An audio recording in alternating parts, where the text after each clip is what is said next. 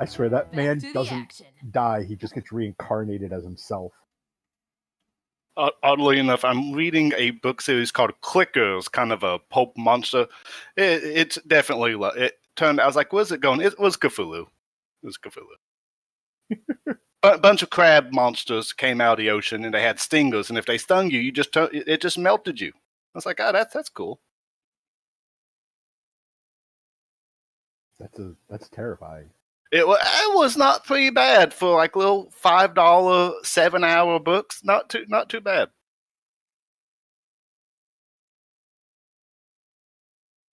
Al's just like, 1 second, I'm just editing some stat blocks here. Oh, no, I'm actually letting everyone get out of the system. Gonna start at a nice 9, 10, nice, like, good number. All right, Right on the dot. disintegration strike, got it. Oh, no, I have that ready. Recharges on a 6. You're talking about fucking Zankai's uncle there.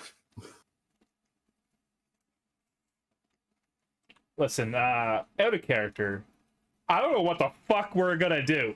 Okay. I'll go ahead and I might betray the party if it gets paranoid enough. I feel like that's a rule for all of Brad's characters. I mean, Iokas definitely at this point is no one is safe until he has 100% proof that they're safe. I mean, I'm safe because you saw me in the vision. Unless that's all part of a plan to bring out dissidents. I mean, that doesn't make it. You just said a sentence and no facts behind it. You saw me in it, that it failed. It failed, but it could be faked. It could have been a faked vision.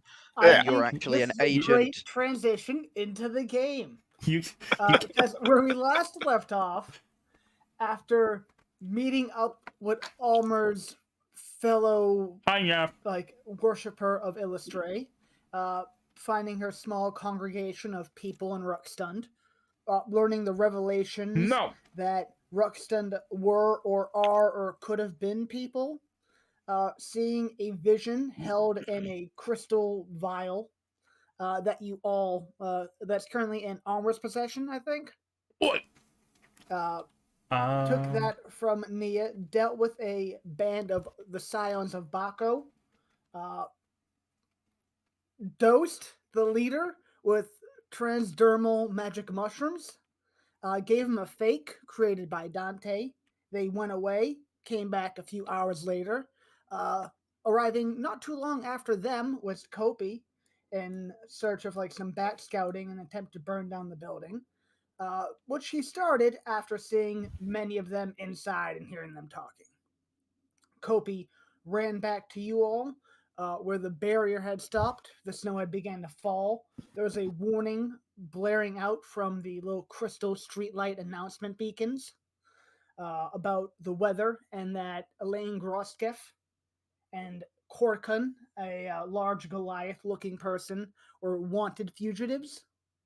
You pulled your carriage over and were camping not too far away from one of the crossings to get into the next precinct, going south-ish. Kopi met back up with you all, found some Iokas before leaving. Had found some paperwork in Nia's lower room about a bunch of employees of Burnau Norvak, which led to the revelation that Hilga and Otto might be his parents, although the ages don't line up at all. And you all decided the best way to go about sorting this all out would be to break into the archives or gain access to the archives and find a list of people who had undergone the Third Reformation. Iokas would have been breaking down a rough thing, which leads us to the map we're looking at. The archives are basically one large city with clusters of buildings represented by these black diamonds, each for a different department. Iokas knows that underground there's large corridors that spread out into offices that go diagonally and become subterranean from these main buildings. They have juncture points for random but necessary processing and just general logistic work. And those have more offices that go subterranean at a diagonal stairwell that you can go to become the central archives way at the bottom. I Al, think we're all Al. just seeing darkness. None of us wanted to interrupt your narrative, but yes. No, it's totally fine. Let's see. Configure. Lighting. Also, I would have. We've traveled for days now, right? No, you had just left Nias and would be camping in the first part of the Northwest Precinct, about to make the jump. You're 2 days away from let's see. You're in the Northwest Precinct. You're heading to the 4th. So you're minimal 2 nights away, no matter what. Okay, cool. So what I was going to ask is, I've not yet had a long rest since running. No. Not Cool. the 1 level exhaustion is still there. Dante still has his permanent level of exhaustion from doing drugs because they're bad, okay? And I have a level of exhaustion? you have 1 level of exhaustion from running to and from. Oh, of course I do. Thank Yeah, you. it's I not did not magical. add that to my sheet. I have now added it. Ioka still has no hands. And Yes. Almer is still dealing with internal turmoil and recovering memories and realizing what's going on. Yeah. And we left you all planning a break-in in a carriage as the snow falls with your 1 Auroch you have left.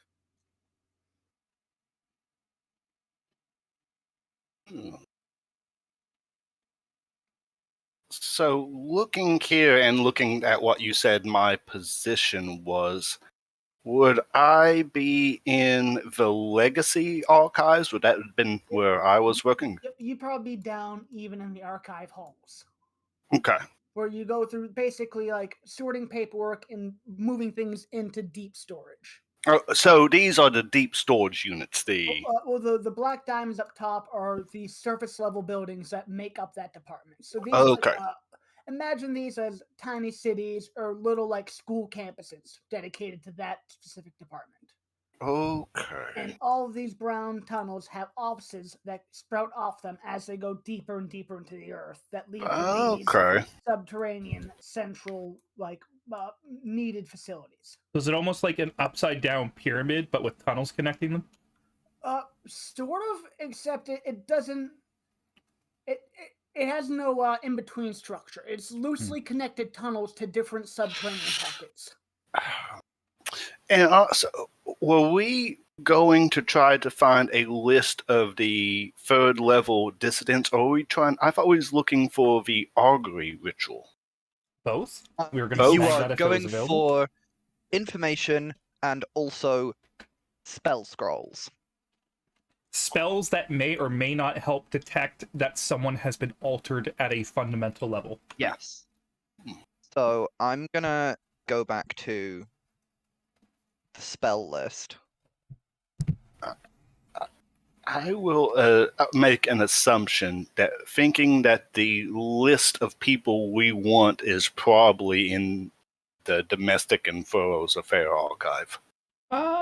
It's law and order, technically, so logistics and approval. That's a domestic affair.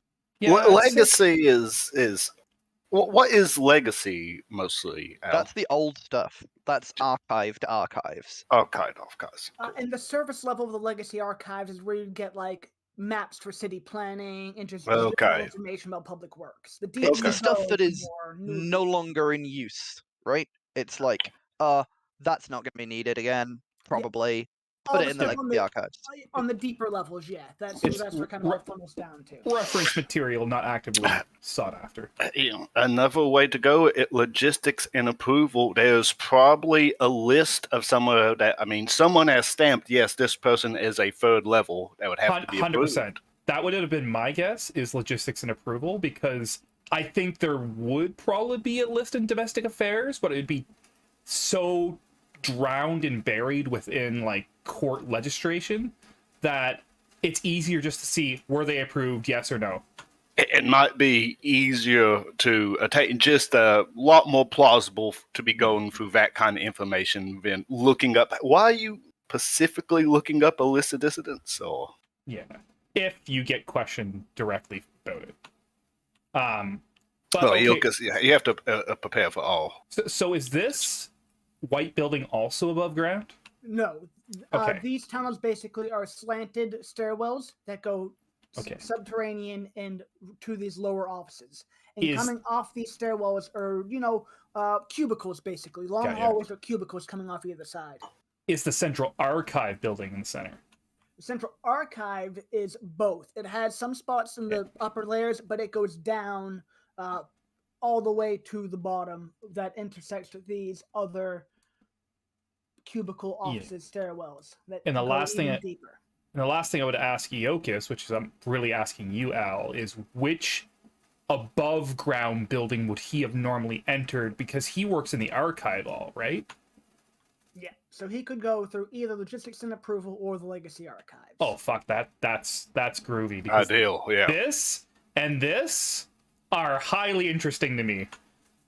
Yeah, all the super old information, I could see we getting some good stuff from. That's why Iokis is able to sneak away from his desk and say, hey, I'm going to go work over here for a while. Could you go 400 feet downward into a different building and stay there for a few days, as far as they're concerned? So the Legacy Archive might actually have in there, buried behind so many things, literally the ritual that people do. And like what is actually fueling this shield furnace, whatever. Think about someone probably wrote down weather reports. When was the first how long have we had temperate climates? That would give us how long we've been. A lot of ways we could roam around for it. And remember, our records are probably in this. Yeah, the thing about the scrolls that we want to get, that's there. Either there or there. But the Arcane Registry, they have information about us in there. Remember, they took us aside and put us in the interrogation room? Yep.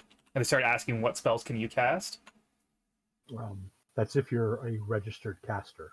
Yeah, we were unregistered, and they took us into custody, and we had to register ourselves. That might even just be for registry. The scrolls itself might be archived in Central. I would say they're likely in Central, because all the corners seem like it's the bureaucracy, and then there's the Nexus in the middle. Yeah. And then the 4 in the center kind of are just like the engine that makes all the other ones work. Yeah, if you kind of look at the ones that connect each ones, it makes... Ooh. But I just thought, what about registry logs? Would that be what we're looking for that would have been in there? See, I'm kind of seeing... It's almost like each one has the one between it. That kind of... there's going to be a lot of paperwork for logistics and registering people. There's going to be also a lot of logs from that registry and from the Foreign Affairs, So we all have our own colored pencil color thing, in character discussing over whatever. I would have guessed we enter here, you go here because that makes sense. No one would ever question. You could also go here and no one would question shit. And if none of those pay out, you go Central. And if we're still under the radar, we can check reference logs before we get the fuck out of Dodge. How at my level, how deep cleansed could I go to Central and actually expect that they'd let me into any sustenance layers? It's not that you'd expect they'd let you in. It's just you should be able to go in there. But once you start inquiring or maybe going into the wrong place, you'd be more or less questioned or inquired. Oh, what are you looking for? Why are you down here? They have people who go around assisting anyone who might be in the building. Okay. That's just kind of the security layer in itself. I mean, yeah, I think that's the best plan. We enter through logistics, try to see if we find something there. If not, very easy to say I'm going to my desk when we get to the archive hall. Your desk would be probably somewhere in between logistics and the archive hall, but you do a lot of work in there. Because these stairwells have cubicle hallways coming off them on either side. Okay, so that's like the archive hall hub, and everything in between these is offices. sense. Yeah, these are all just cubicles like you'd see in a big office building.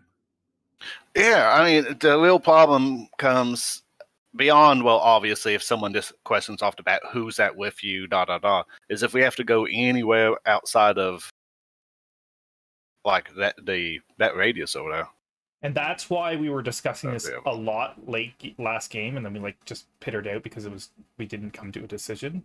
The more people we bring in, the more we open ourselves to scrutiny. Yeah. But it also increases the risk for the people in there because they have less tricks up their bag, and if something happens. And at this point, I'll say all of you can take a long rest, and you kind of rested on this subject and then took it back up in the morning. So I make the least amount of sense to go in there. So I'm going to have to be helpful somehow on the outside. Or there must be public areas as well. I would assume like there's parts the public can go in and like wait and ask to see something. They'd be mostly on the surface level, but more that'd be about right. So I'd be like the guy in the lobby, basically, if we did anything inside. The only question came down to is who of the other two makes the most sense to be with you directly, and who would be the most helpful. I think Dante, predominantly because Dante can aid Iokas with flash of inspiration or whatever it's called. I agree, and he can do smart talk if somebody comes up to him. He'd bring this up in character. There's a problem. Oh, sorry. There's a problem with that plan. What's that?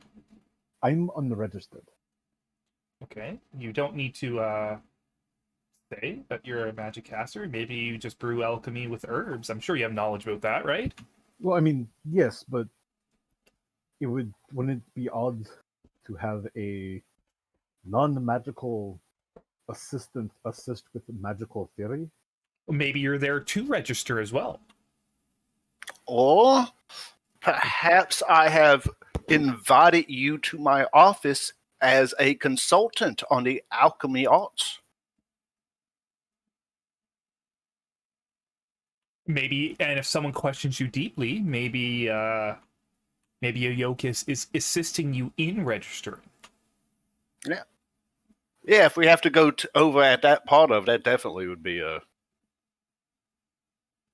And technically, that gets you a look at Arcane Registry.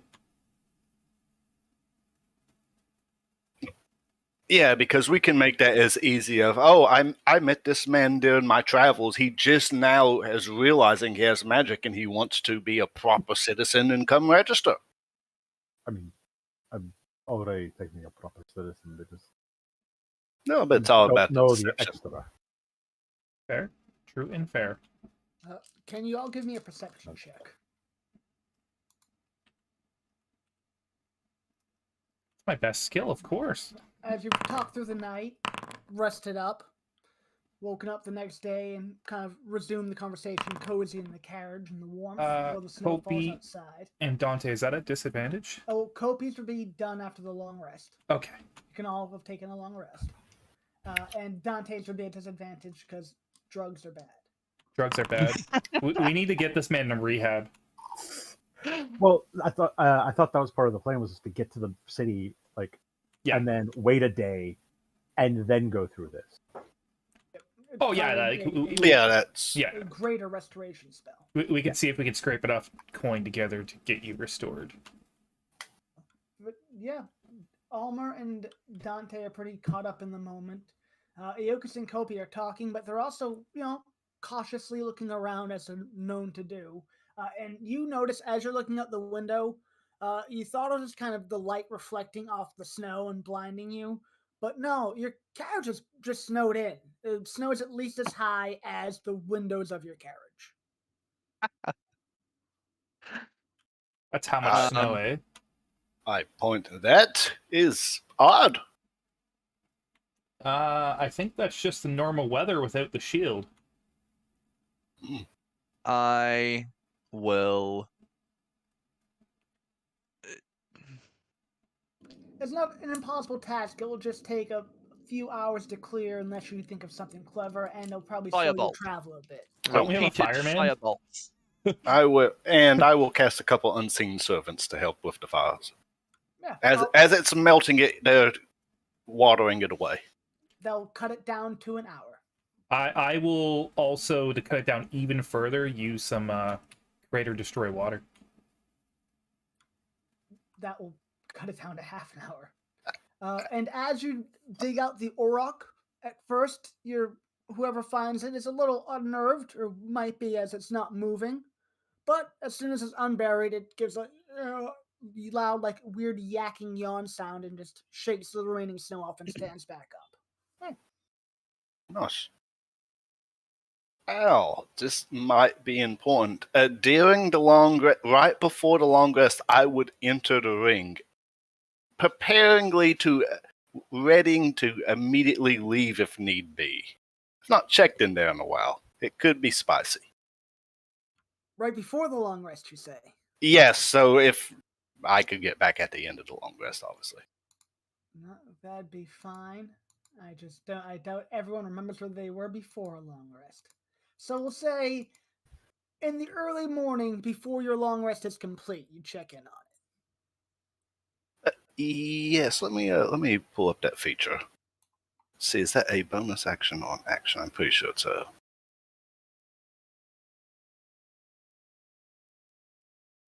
action. Yes. All right. Yokus, you pop yourself into the ring in the early hours of the morning and find yourself submerged in water. Okay, don't have to breathe. Not bad off to start. You can also see the interior of what your ring normally looks like, submerged in water around you, although it opens up in sort of like a porthole or like doorway fashion. Like there's something about the rough size of a trap door in the middle of it that leads into this infinite watery abyss. Okay, so at least we still got. Do I still see like the flesh and stuff around it? No, that flesh thing is now sort of like a big pimple on the floor of your ring. Oh, okay. And where there would be pus or center is just open and indented and goes in deeper like a well, but the well doesn't end. The well just opens up into the hells. That's. You've essentially become a little like boil cave node somewhere off the edge of the watery abyss. So do I have a feeling if I was to let this out in the world, it would just unleash unlimited water? Just. You don't know about unlimited water, but if you were to like try to remove this from your ring, or your ring is this now basically, the interior is one and the same. You might just open a rift or a portal more adeptly. And as Iokus is in there kind of waiting around and swimming and like, lurking off to the side looking down, a large crab looking thing swims up towards the underside of the pimple and manages to claw its way in and around you. You have a second to respond though, but it's now in the little boil room of your ring. Obviously, he leaves. All right. So Give me 1 second.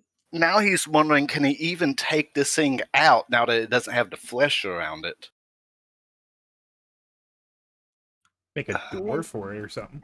As you're wondering that, Iokus and everyone, oh man, poor cart. Sploosh. The carriage is ripped apart.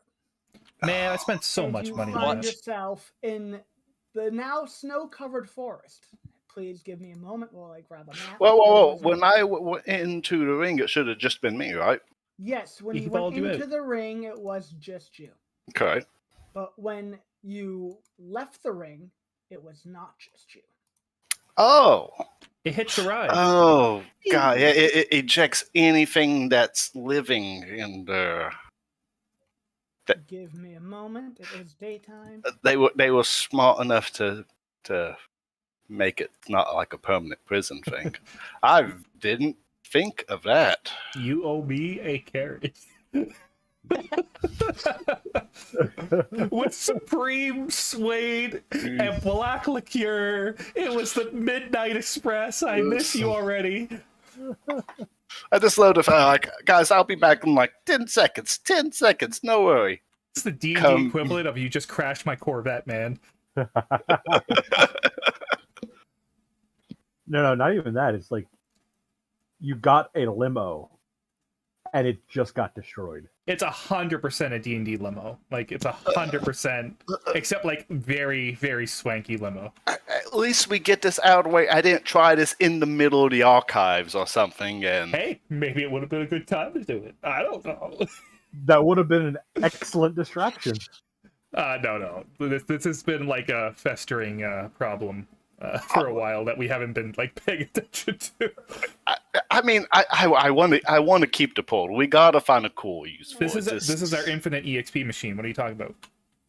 I mean, we gotta summon Dagon from the abyss. You cast Fly, you open up the ring, we're over a ravine, and you just keep dropping them out. You know, that's right, because when I first got the portal, was it pouring water out of it, Al, or was it just kind of stationary and I could see water through it? No, like it was like seeping out, but it wasn't like a raging current. Okay. Huh. But it's been in there a while. It has been in there for a... With a couple dead bodies, which I'm guessing ain't there. At least 6 The dead days. bodies are no longer there. At least 6 or 7 days it's been in there. Which bodies went in there again? Remember when the ninja assassins attacked us? Oh, yeah. I threw a couple in there in case we needed leverage one day. Right. Well, maybe we can That get the sounds outfits. silly when you say it like that. Well, they weren't ninja-esque. No, you're right.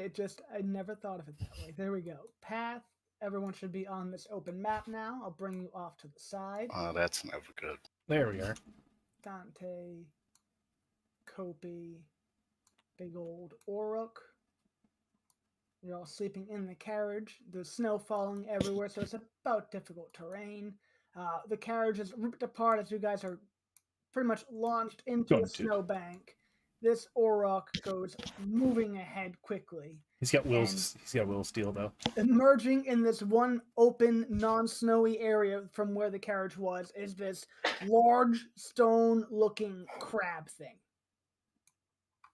Yeah, okay, it's a friend of yours.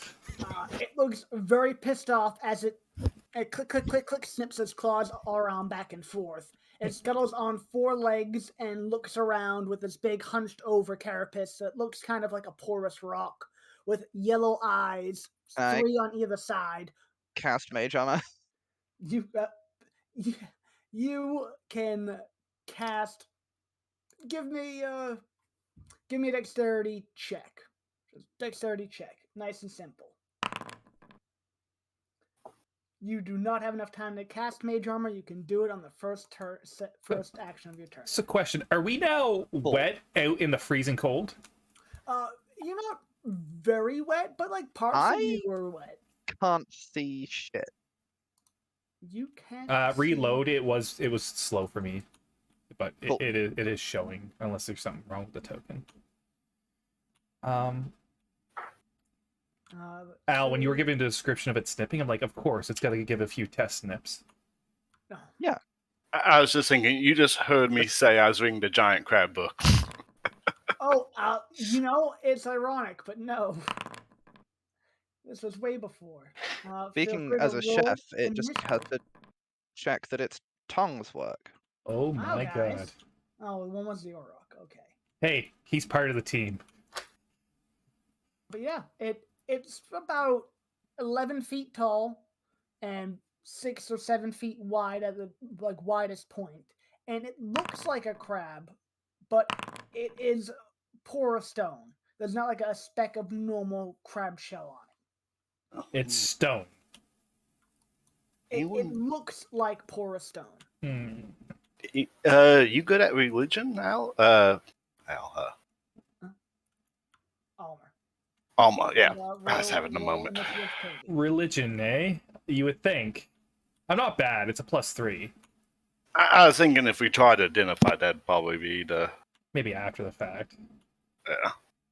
My game is not reloading. Oh no. Really? I apologize Really? for that suggestion. That is okay. I I will just do what we maybe did think- last time, and I will broadcast it on Discord so at least you can see. Thanks. Well, And I have you for initiative, at least for the moment while it loads. Which one? This one? This? Al, would we know off the bat, is this a common demon type? Uh, Would we like? I was like, oh, that's obviously an imp or I mean, Bale or something like it's that. one of the weird ones in the middle, you'd assume. The Okay, higher so end of maybe lower not. end demons are pretty well known, but when you get to all the things in the middle, like Casmates and whatnot, it takes an expert to really know all those. Yeah, so this is more niche demon You, then. yeah, you assume this is like a mid-tier demon, maybe upper mid-tier.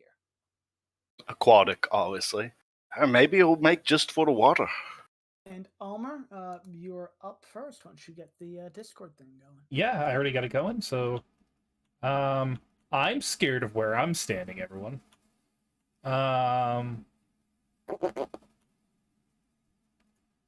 That doesn't work well.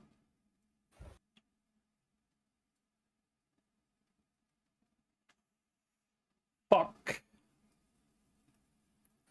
All right, I'm gonna try. I gotta burn its reaction, guys, because there's other people that are more squishy than me beside it. I'm going to step away and see if it tries to snip at me. It will snip at you as you step back. Where are you running off to? Where are you This planning on direction. going? Which direction? Oh, there we go. Yeah, so he would actually snip at you right as you leave the 10-foot mark. Oh, okay. I'll go here then. Well, he'll still snip at you there if he doesn't get you. yeah. You can move, but just so you're all aware of its range now. Misses. 15, yeah, just misses. And that 3d6 should have a +5 on there. Okay. You managed to scoot by as it uses its reaction. I cast a second level bless. You know what? So, everybody? Third level bless. They're a rock. Okay. That's it for Almer? Yeah. Wait, bonus action. I will give Kopi a bardic inspiration. Excellent. Okay. Orok's turn. It will trudge through the snow.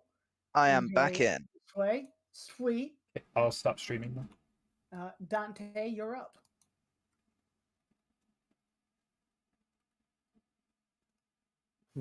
This thing is, you're within its reach, but it's already burned its reaction. Yeah. It's looking around angrily, kind of focused more on Eokus, but swiveling all around.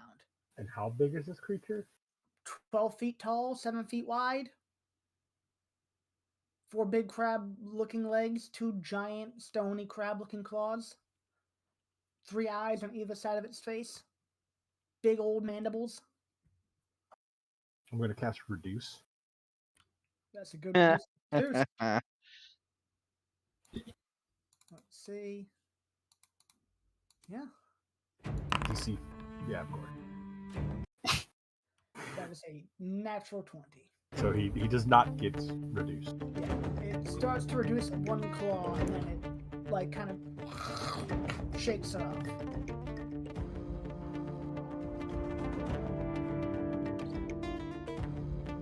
Move to here. Actually, Almer moved close enough, but you would have reduced speed from the snowfall. Okay. By 15 feet. You just didn't move that far. Okay. I was gonna say I should have moved further, but that doesn't matter now. And that's my turn. Alright. This thing's turn is up. It kind of scuttles around and will snip out 1 claw towards Eokus as you drew it out. 14? 14. If that hits me, I'm very disappointed in my character. No, it does not. Okay, it will angrily scuttle to the side, kind of blocking off Kopi from you, and then lash out at you with the other claw. 15 is on the money. It is a 19 to hit. For 15. I will use my reaction to cutting words in. Okay. I'm at 15 AC. Got to get 4. Okay. 5, actually. 5, yeah. Hey, oh, that's so good. Almer's words find you, Almer, and as they do, a mystical shield forms around you, keeping these giant pincers from clamping around your head.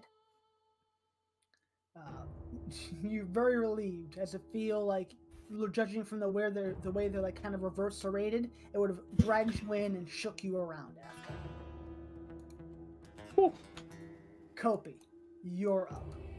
Yeah. Don't like this. This no bueno. I am going to. Couldn't have a I'm reaction. gonna- Use it on me. You can just walk away. He's now taken his turn. Oh, I am going to cast Booming Blade. And I'm going to stab it with my... Yeah, with my dagger, with my regular +1 dagger. Oh god, yes. hell yeah. Hell yeah, brother. A booming blade crit with your regular +1 dagger. Does that also double the dice if he And- moves? No. We'll find out. Do I have sneak attack? Eokus is within its melee range. What he has to do within 5 feet is how a sneak attack is worded, I'm pretty sure. Right, cool. Actually, I think you just need advantage on the attack roll to gain sneak attack, or have an ally within 5 feet. Yes. Okay, so getting an extra 2d8. And as you pierce into this thing with the kind of force echoing strike around it, and deal, is that 15 total? With Total. a magic weapon. Yep. Nice. And as you stab into it, off a different part of the porous stone above you somewhere, a caustic spray sprays out towards you. Oh. It looks like just particles of liquid, but then as they hit the air, something changes about them, and they start to kind of sizzle as they spray all over Kopi. Can you give me a dexterity saving throw, please? Yes, I can. Oh, there you go. You only take 2 acid damage.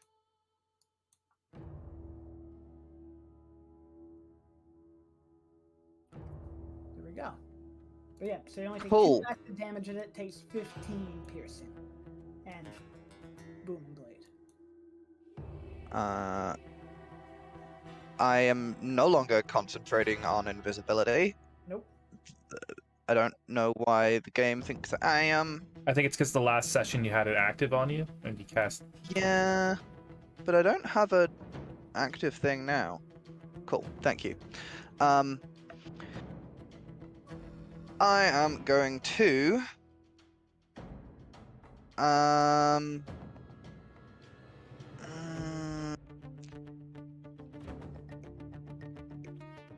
bonus action disengage.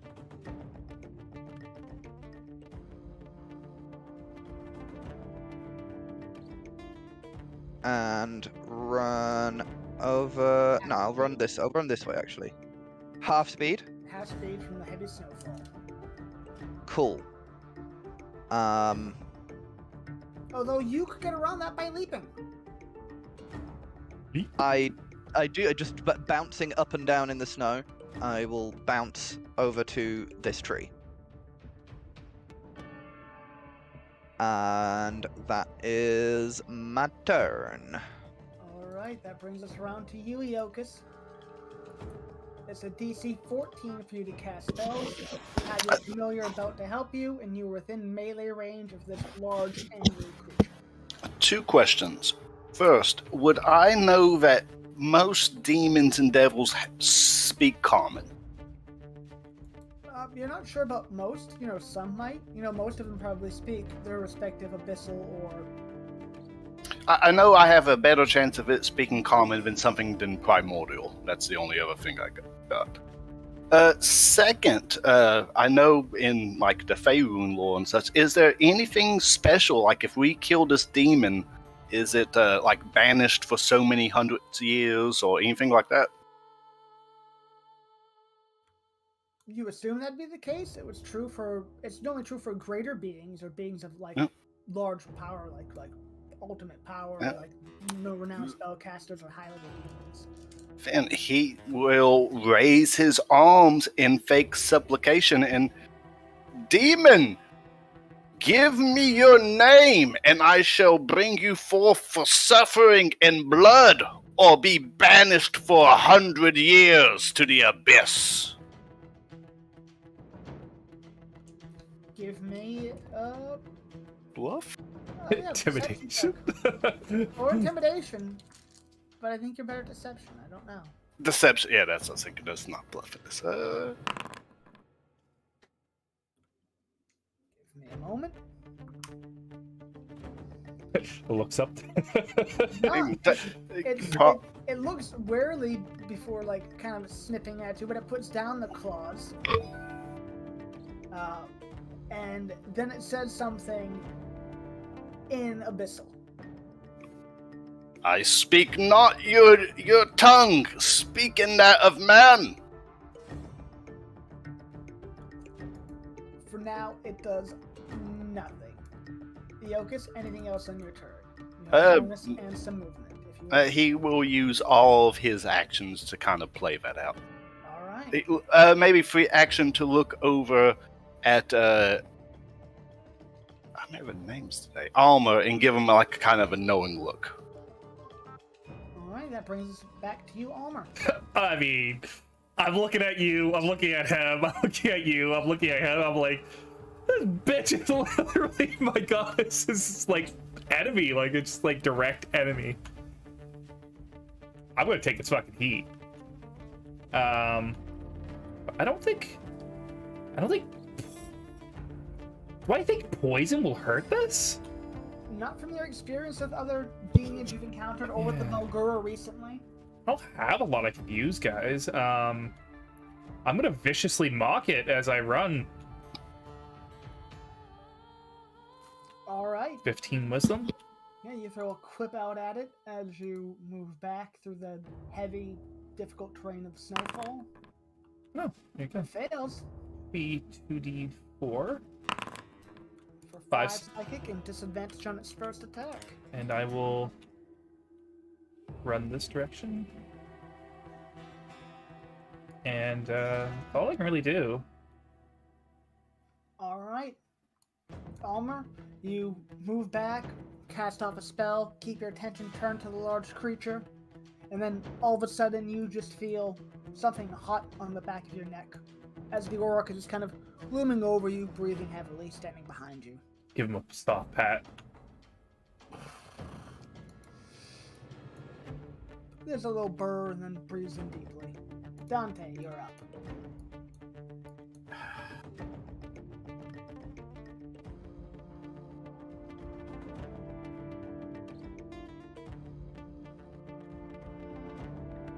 Huh. If you cook him, he'll smell good.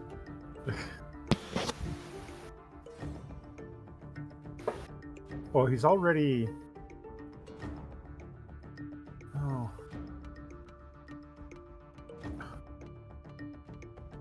I'm going to hold my action. To where if he makes like a hostile move toward a Yokus, I will cast Firebolt. All right. That's my turn.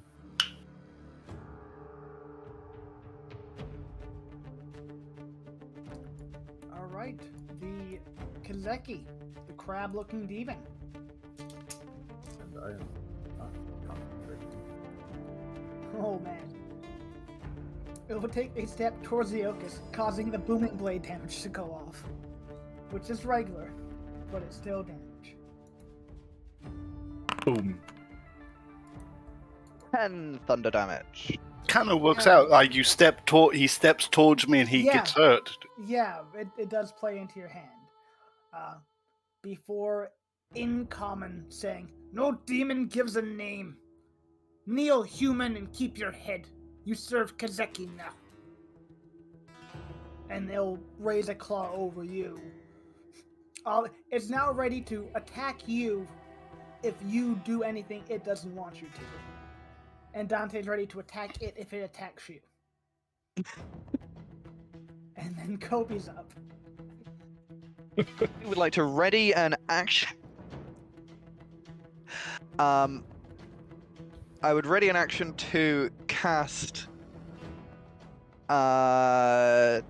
Chill Touch if it attacks. I'm gonna climb up the tree during my turn, and that's It should be trivial for you, but give me an athletics check. all I've got. Bam. Even with the ice, frost, and snow, you're easily able to half leap and climb up through the tree. And that brings us round to you, Eokus. It has played an Uno reverse card. It would like you to submit. I look at it stern-faced and kind of bow with my hands out. Great. Let's see, how do you pronounce it again? Zeki. Great Kazeki, you are wise. You know my spells can only summon a Pacific demon if I know a name. If I know yours, I shall summon you greatly. You shall kill and feast in the blood of many mortals. I just bow deeply again.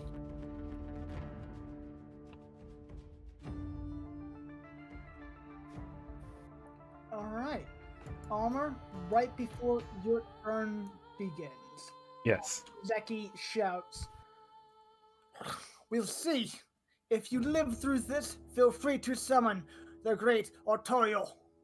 And we'll snip down at Almer. The triggers. Eokus, or I'm sorry, at Eokus. with the disadvantage, because it's With still. the disadvantage. Let's see, what's normal? Oh, so 15 barely hits Eokus, right? It's on the mark, yeah. Cutting words. Okay. It auto misses from Almer's cutting words. Then triggers Kopi and Dante's attacks.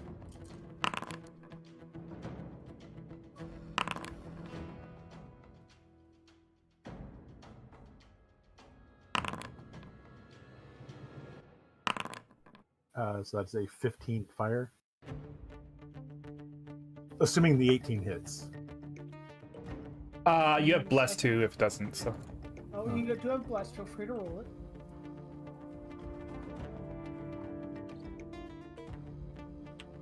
$21 definitely hits for 8 necrotic. I got you, bro. Here you go. Okay. And 2 makes it hit for 20 even. Go ahead and roll the damage. Okay. 15 fire. 15 fire. 15 fire plus 8 necrotic for a total of 23. And those are attack rolls, not saving throws. And you guys are within 30 feet. Just barely. Actually, Kopi might be just out from the tree. So, Dante, I need you to make me a dexterity saving throw. Kopi, you see a spray of acid land just short of you and melt through tree limbs and snow alike. You still have bless? Yep, well that passes, so you only take 6 acid damage.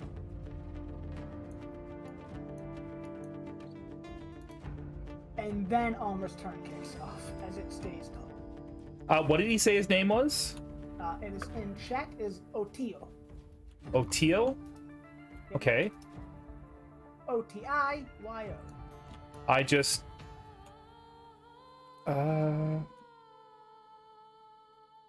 I will hold a spell. And I will cast Toll the Dead if he acts in any way aggressive or runs from his spot, and I will use his name and tell him to kneel or be destroyed. All right. Or face divine smite. Oric's turn. It will actually nudge kind of off to the side and in front of you a bit. Just keep petting him. Dante's turn.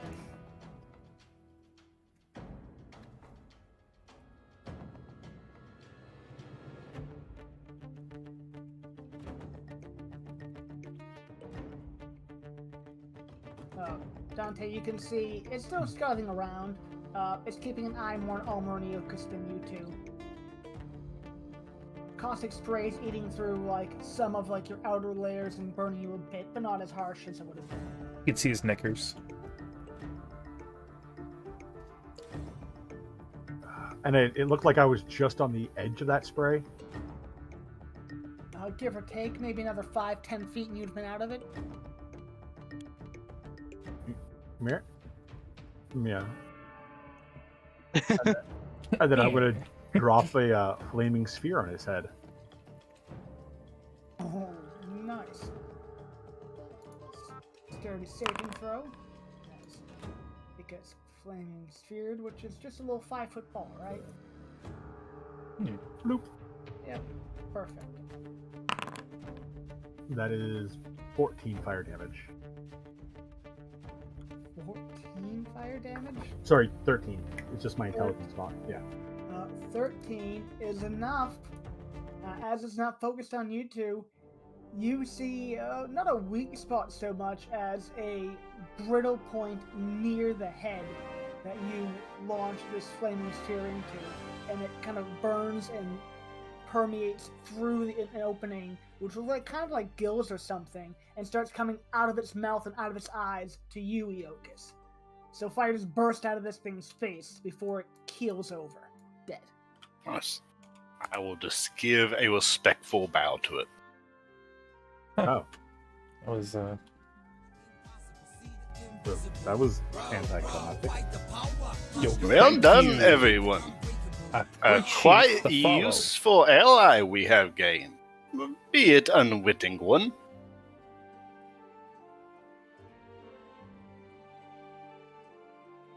I don't know, man. Your other one seems stronger than this. Yeah. Yeah. True. But if we are ever on a boat, I wouldn't mind an aquatic ally to call upon. Fair, but Lots of boats in Isdal. anybody have extra vials on them? Probably. Maybe. So I'm gonna try to go and try to harvest some of this caustic spray that came out. I have some painter supplies. I can just empty one of the kind of. inks. I guess I have an herbalism kit that would come with like pouches. And stuff. I actually have alchemist supplies, so there's probably stuff. I just let you use mine. Yeah, you can mark it down somewhere. At this point, no one else has any vials, but you now have 10. Dante. 10 vials. 10 empty glass vials. Well, I'm going to try to collect as much as I can of that caustic spray. Was it his blood that seemed to be doing it, or something else? You're not sure. It's kind of jetted out of parts of the porous stone. You can try to start digging in there. Do you have like masonry tools, or do you or anything like that? If you give me an hour, I can have them. Because I can- as you I start can prying at make- it with your normal scalpels and like, Because I can and, make my own pliers. tools. No, so if you would like to ask your companions to wait an hour out in the cold of the snow with your now broken remnants of the carriage, you could. But We as don't you're have to looking wait at it- out in the cold. We could wait in Tower. a little tower. Yep, tower's also very nice. But yeah, you could take an hour and start digging into it then. But you notice your tweezers and normal pliers aren't getting under the stone, aren't lifting it up at all. This thing has 20 AC. It is very durable and tough. He is a if good you boy. guys He's the don't best mind, boy. it's- You know what? This is my fault. Let me assist you, my friend, as much as I can. Yeah, those stumps are going to be real helpful for breaking through the hard shell.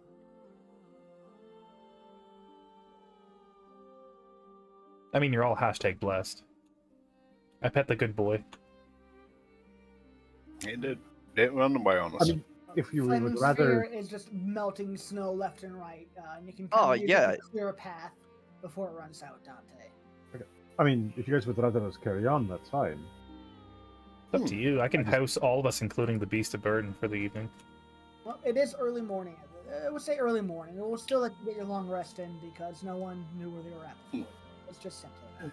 If it is only a matter of hours for you to acquire data that could help us in the future, I see no rush for us not to have a few more leisurely moments.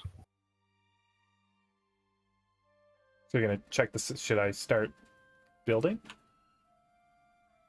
How long does it take to cast your tower? I think 10 minutes.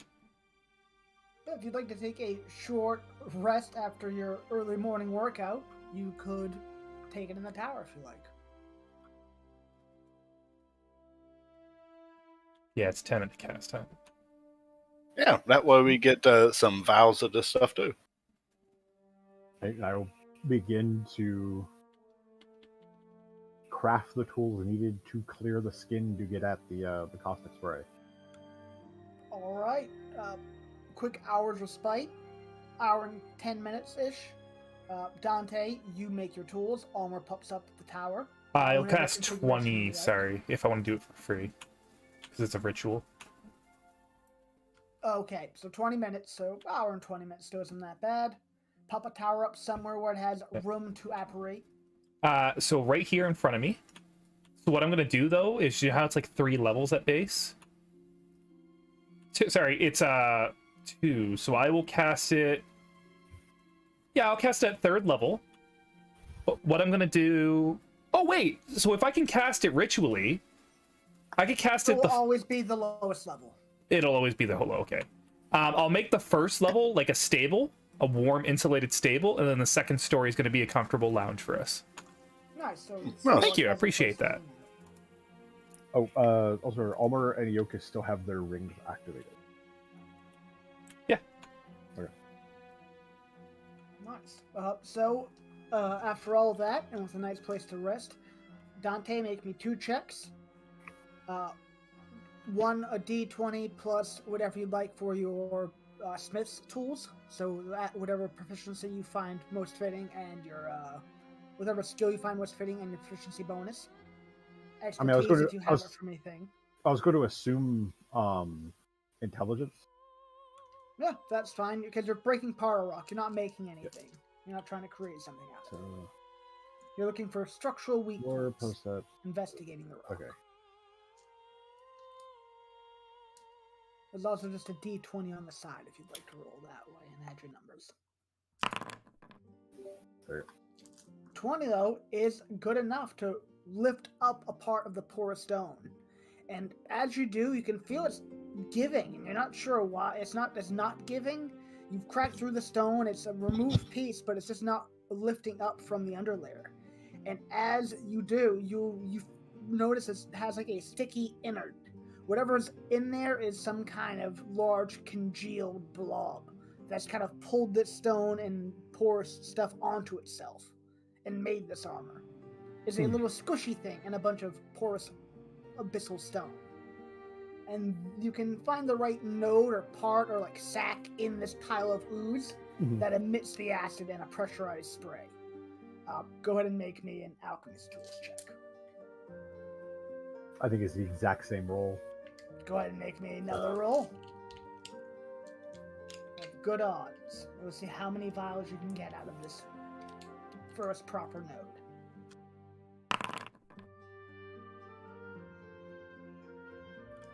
Yeah, you're able to fill 4 vials before this node kind of backfires when it's almost empty and spreads deeper into the inner parts of the ooze and lets off other vials, kind of melting this thing from the inside.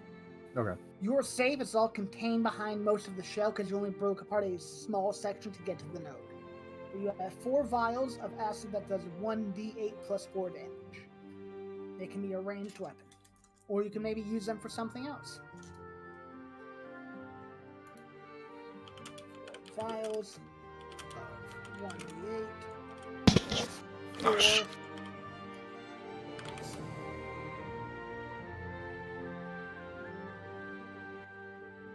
Fresh from a Kazeki. Vicky. OTO. And now, you can go back inside, Dante. Let the others know you finished. They're in the upper lounge part. You have to climb the ladder to get to it. You walk by the stables. The Auroch is kind of just on its side. Snow's still falling outside. You got like a good few inches of snow on you that you kind of kept clearing off from around your workspace. During that hour, I will have said it at some point. Time's going quite slowly. Almer, do you want some entertainment? You have in mind? I cast hideous laughter on you. I resist that shit. What's the roll? 14 wisdom. 14 wisdom. Great. Wisdom. You should be good at this. Not bad, not bad. I give a little chuckle. It's not what you're expecting. Do you want some entertainment? Yeah. I cast Eilistraee's Oblige Dance on you.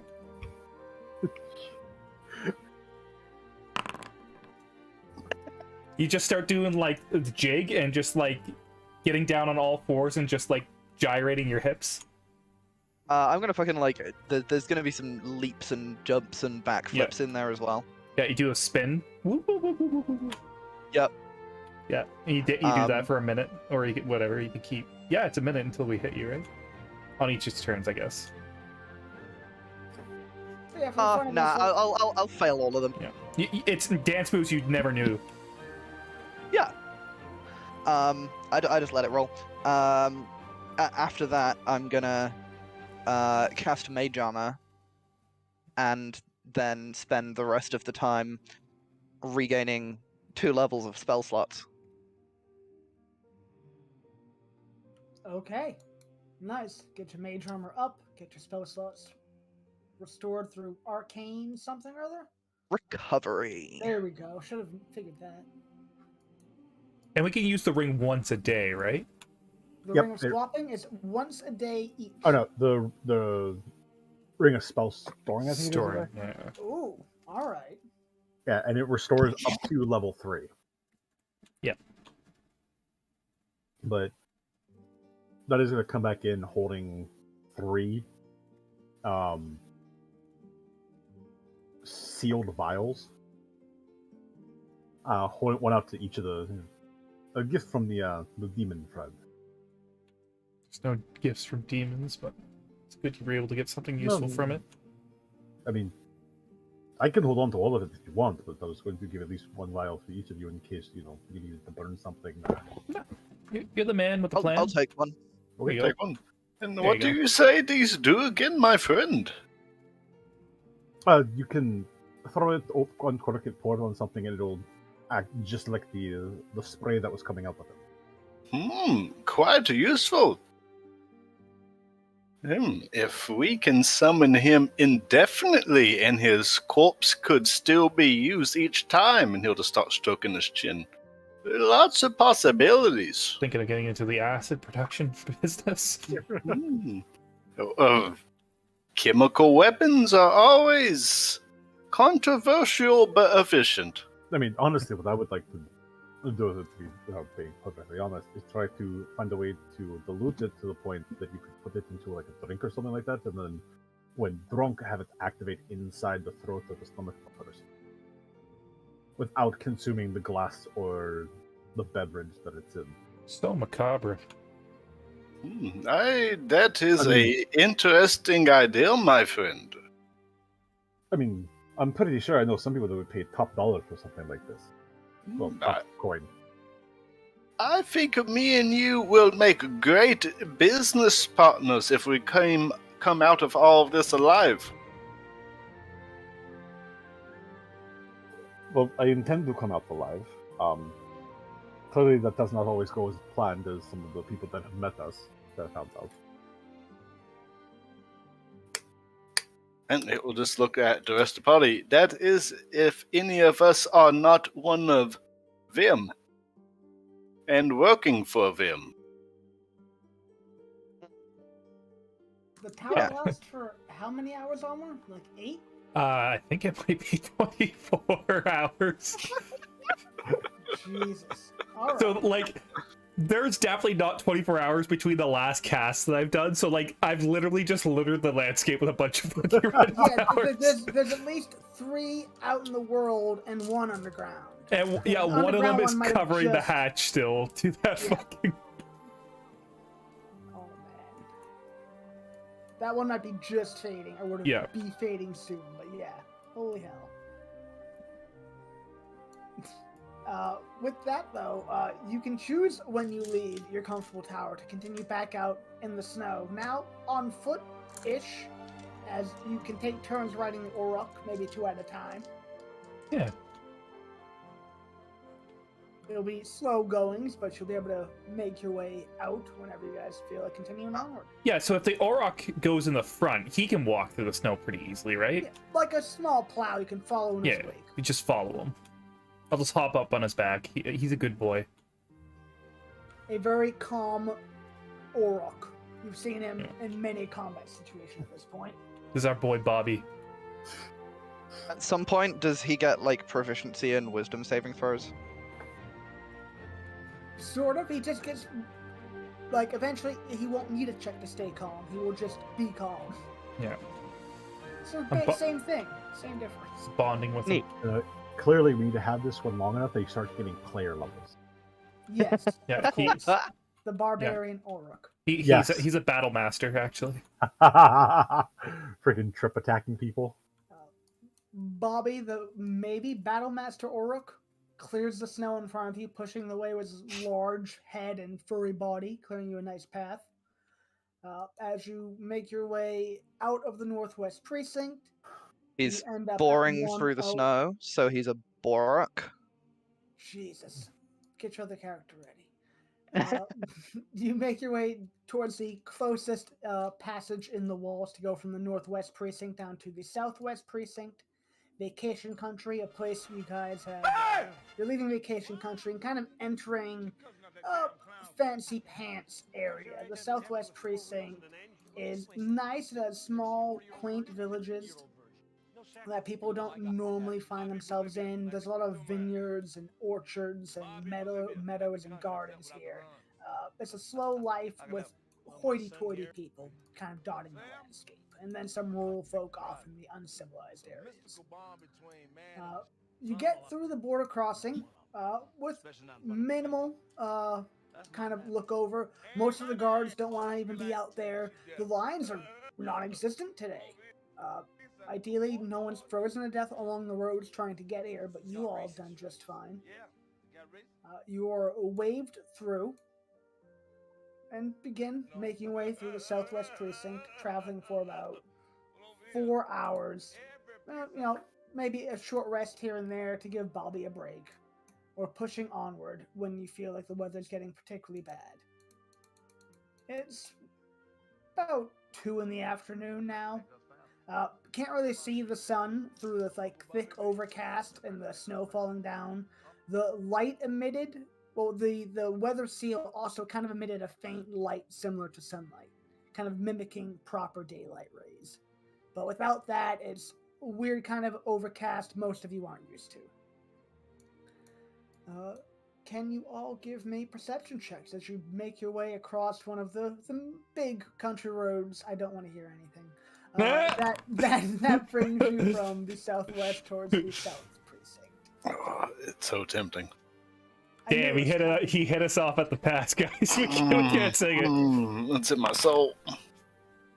Oh, why's my character sheet being pain now? Oh, right, I need this. Close it and open it. So Hey, 12. Brad, what state are you near? I am in Tennessee, so country. I am in South Carolina. I grew up in Tennessee, which is next to Virginia, so country road Okay. is. So yeah, you should have just answered in song, and that would have been in bypassing. Country Oh. road, take me home. No, you missed it. I'd be like, what state are you beside? West Virginia. I feel like there we go. Missing roll. Eokus and Kopi.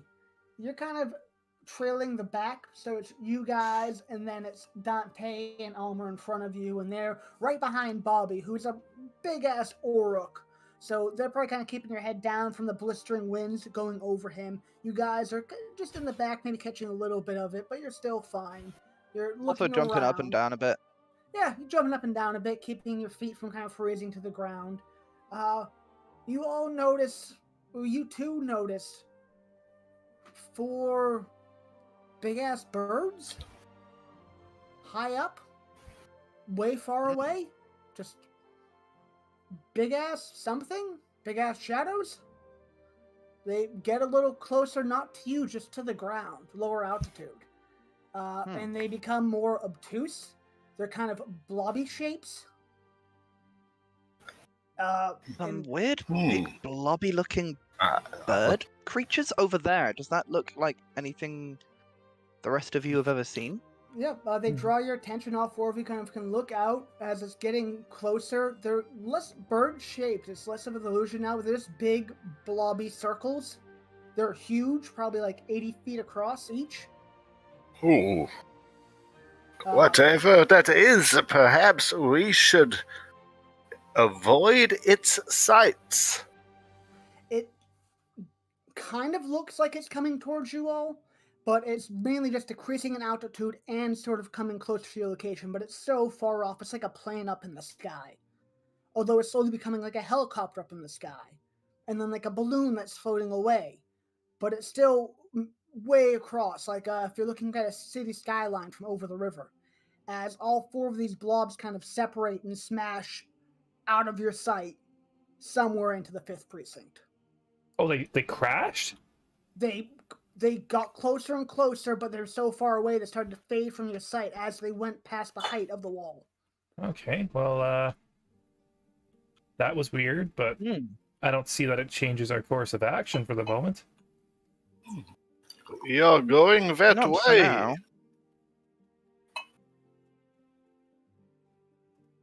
And I assume this is related to the energy shield. Those things are presumably from outside the city, and the shield that keeps the weather out may also keep them out. Very true. you guys continue on past the site, and not from this side because you're still maybe a town away from it. Go past the edge of the barrier into the 5th precinct. Can stop into Oldale.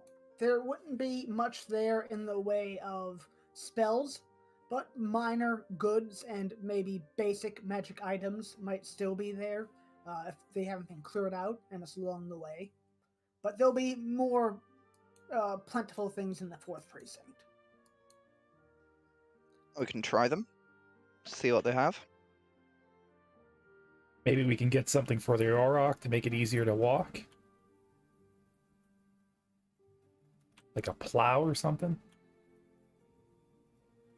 Yeah, in town, say 20 gold, you can get something that's effectively a plow. Yeah, like not to Yeah. yeah, Like just 2 shields roughly smithed together. yeah. I'll buy that. 2 kind of broken old shields that have been smithed together and welded into a sort of wedge that you can mount to the Auroch. Some of the cost is knocked off as you are going to clear the street as you leave. Mm-hmm. But if you guys want to grab, say, up to 4 basic healing potions are available in town. Food is running short but not unavailable. Cold weather clothes are grabbable. Right now it's not too bad because the walls still keep out a lot of the wind chill, but there's still like a blustery wind, but it's not like a hurricane or like snowstorm level.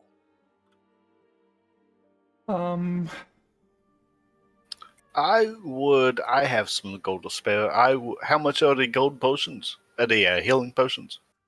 they'd be 50 gold apiece. If you buy all 4, you could get them for 185.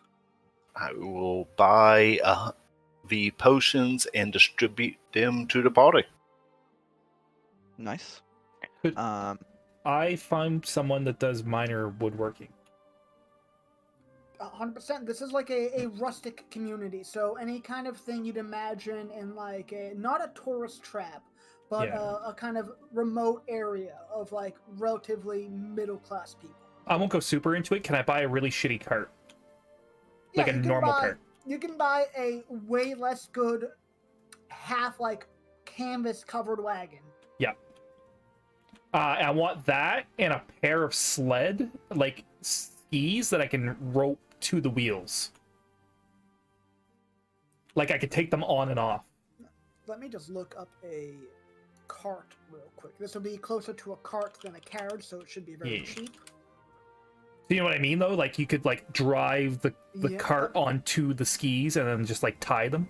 A medieval fantasy Smart. snowmobile. Yeah. Smart. Yeah, so it'll be 15 gold for the cart. I buy it. It's good enough. You guys can kind of fit in it. It's cramped. It has no weather protection aside from some rough canvas that has some holes in it. And we'll call the sled ski thing something like a bit and bridle. And that'll just be an extra, we'll say 3 gold because it's a specialty item. So 18 gold total for this really makeshift kind of like dog Slap sled. it down. Slap it all down. And yeah, the Auroch should Easily be assembled and like tied onto itself. The wheels are start from spinning and then they're affixed to the skis. You need a bit of a ramp first as the Auroch will clear most of the snow and you'll ride across the evened out, padded down snowfall. Do I think he'll be okay in the winter though? Like, will he be okay with the winter?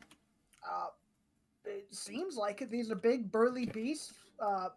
It's unlikely that Isdell has flown in or imported too many animals. Or most of the things around here have been here forever.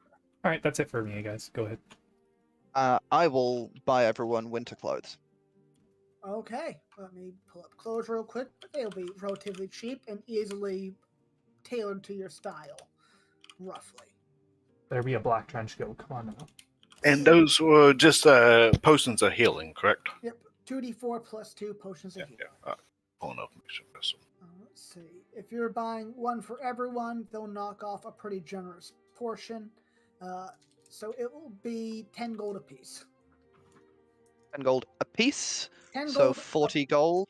40 gold, and it will basically keep you immune to cold weather conditions, even if you were to leave Isdell, or those hurricane-like snowstorm temperatures were to come in here. Ooh, I got a smart idea. Could we find either a kitchen or a blacksmith that can, like, give us a big cast iron wok? Like something that we could put in the back of the cart and sit around it?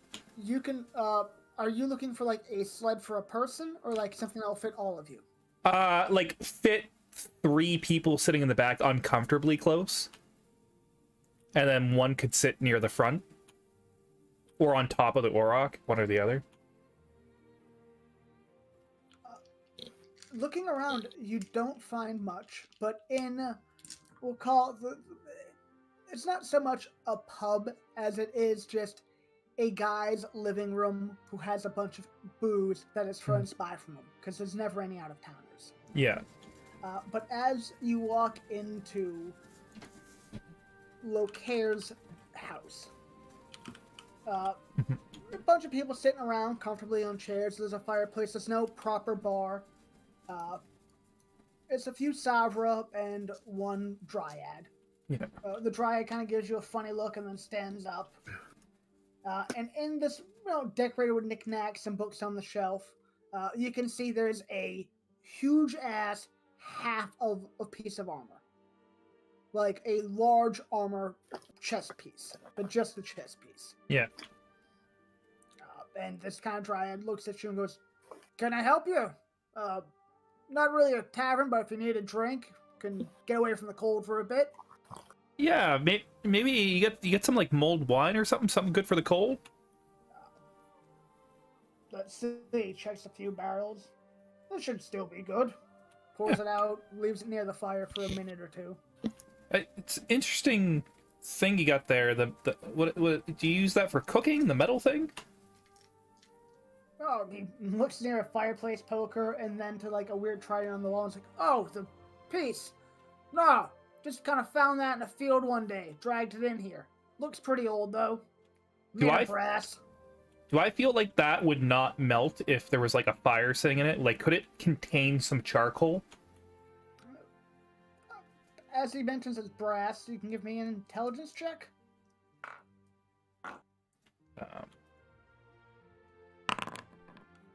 It should be able to hold a small fire. Most metal things can, as long as it doesn't get too hot. Okay. Can I take it off you? How much you got? Brass? I don't know. Let's give you a gold and a half for it. I like it. What do you got on you? He kind of looks over you. Odd-looking fellow. Come across anything neat? Put it up on my mantle? Let me think.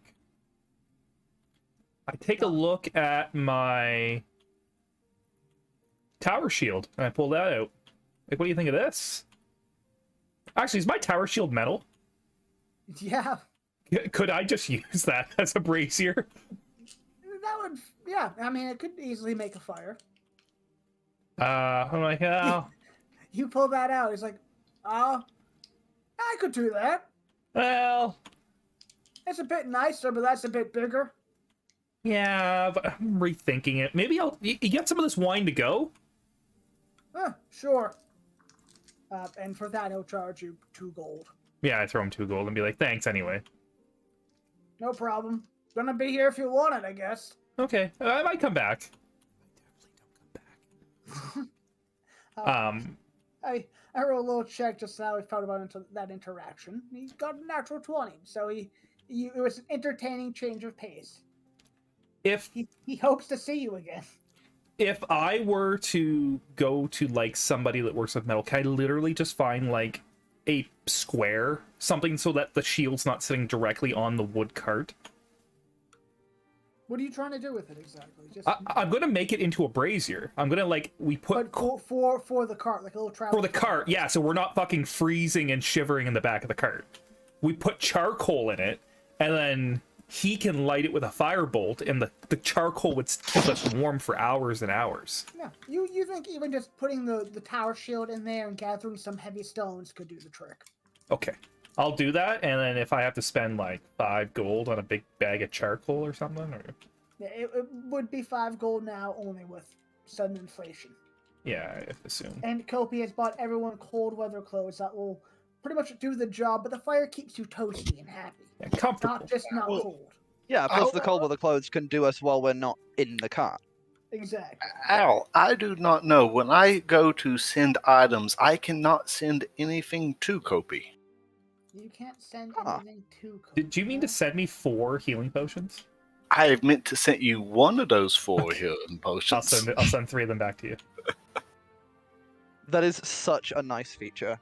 If I go to Yokus, I go to your inventory. You have a fancy dagger. If I try to give away the fancy dagger, yeah, you can't see Kopi. So if I go to Kopi, configure permissions, it's all the same. Weird.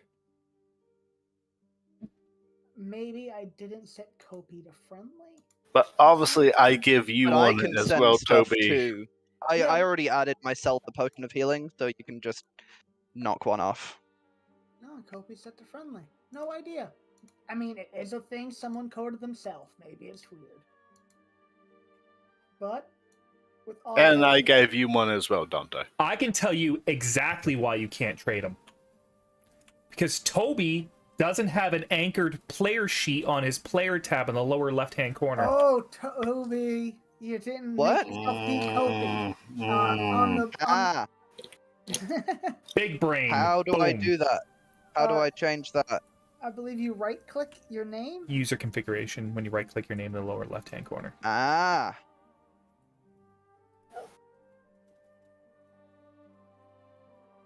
Now try to trade. Yeah, I see him now. There we go. And now you can all Neat. trade amongst yourselves, and I can just give one of you the stuff. Oh, that's cool. Nice. So I And only I can keep have. track of who has what, because I get a little message every time. So I only have one of these.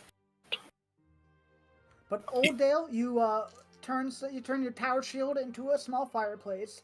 Yeah. You grab a makeshift cart and get a little. The cart can fit two of you with the fireplace, while two of you walk behind, and you kind of trade off in your cold weather clothes. Yeah. You have And a I rough was plow. Can I ride on Bobby and make his life easier by firebolting ahead of him? Yeah, that works fine. Just pew! You fire a bit off in the distance, so it's kind of melted and rough when it gets in. It just plows through it all still. so we're just at a Yeah. small town in the 5th, correct? Right now, you're in the southwest precinct. You saw those Mhm. things land over the wall in the 5th. Ah, okay. You are But we're heading to the basically- 5th. You're trying to get to the 4th. I mean, so ideally, you could go through the 5th or the south to get to the 4th. So that Yoga's look. If those things were a cause of calamity, the 5th might be something we do not want to go through. But if Or- not, it is the fastest way. Or people are really in need of help. You know the 5th is the main thing for Core Ops fortifications in day-to-day operations. Oh. Yeah, we don't want anything to do with that right now. Yeah, now considering that, Iokas, I insist. Let us go through the south. Is that town's name Balgura? There's no L. Okay, It is but it's Balgura close. without the L. It's Enough. Bagura. Okay. I look at us. We should avoid the 40s, do not you think? For now. And maybe there's, wait, where did we find, was it Elrich that we found the secret way in? That was from basically the border crossing of the northwest into the 6th. There might be another one if we get over to here, guys. Like, there might be another hidden entryway if we go along the wall or, like, find a sewer. That is true. I would not mind risking that. I do not mind bluffing through the heart of the enemy, but Worst that case seems scenario, we hard. go all the way around. I mean, Bobby might be the tallest person here. Bobby's definitely the tallest. Yeah, Bobby's the tallest creature in the party, and the snow is on the side of the roads above Bobby. Oh, fuck. Because it's just kept falling as you've traveled. Fucking hell. I mean, Let us not make a hasty decision because it would take us a long time to achieve the goal. I mean, Yes, but I'm perfectly fine going through the 5th. I'm not, it's not like all of us are carrying illegal substances on them. we just don't, maybe just don't pull attention to us if we go through the 5th. Like, just go 5th, 4th. Like, don't even stop. Just, we're going to the 4th, and we're going to the 4th because you need to return to the archives. Boom. That's it. There's no more story to it. I look to Kopi. It seems you are the straw that breaks the back, my friend. What do you think?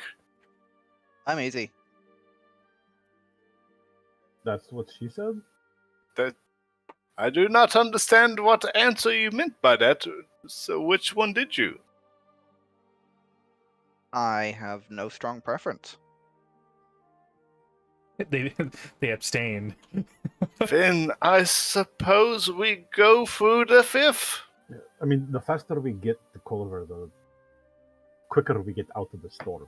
Because the environment might only get more and more difficult as time, and we might run out of supplies. I mean, not to mention, we just have to keep going. Act like we belong there. Don't draw attention. And I shake my bottle of wine, and I'm like, and I have just enough mulled wine for us to get to the 5th. Iokas gives a big sigh.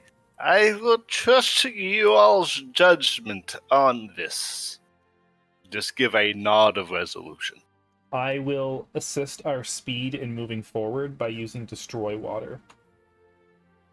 All right. I will use at least 3 first level spells to do it.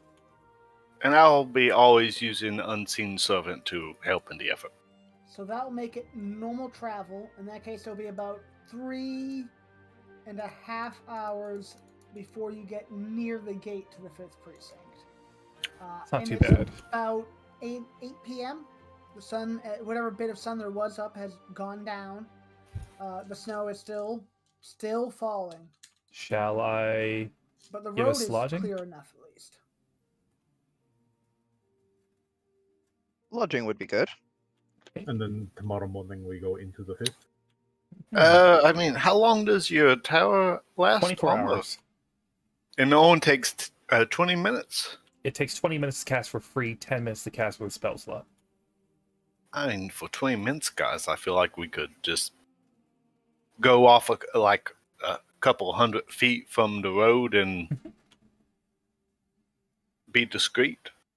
And it's not super obvious it's only the 2-story version. I mean, that's like a slightly bigger shack, let's be And fair. keep in mind, the snow is getting higher too, so it's blocking more of the tower. Yes, and I was going to say that I'm going to design it this time in mind with like a double door on the entire side of one of the walls, so that if it builds up, we can at least get out. Or doors that open inward or some combination. Yeah. Or like a giant window, something that opens up, we can actually get out. And then if we had to dig down to get to the Door Auroch, on we the could. roof? Yeah, or trapdoor. Like, there's always usually a trapdoor to the roof because it's flat on the top. Neat. I think it specifically Iocus says has that. a love for the extra dimensional spaces as is, so he always looks for that option. Yep, so 2-story You accommodation. nestle down for an early night's rest to get a jump start on the day tomorrow. Hey Al, how much like design freedom do I have with the exterior of it? I mean, if you want to make it fortified or something, that's one thing. If you just want to make it a weird geometric shape, that's pretty much okay. Could I give it a ramp to the 2nd floor instead of it being the entryway on the 1st? You could give it an exterior ladder to the 2nd floor. I was gonna say, because if we could put the Auroch on the 2nd floor and we sleep on the 1st, then he could just walk out. But no, never mind. We'll just do the same. 1st level's a barn. 2nd is a lounge, a leather lounge, a cigar lounge. With a bathtub? There's no bathtub in this version, no. Can there be? I gotta cast it at a 4th level to do that, and it can't be free.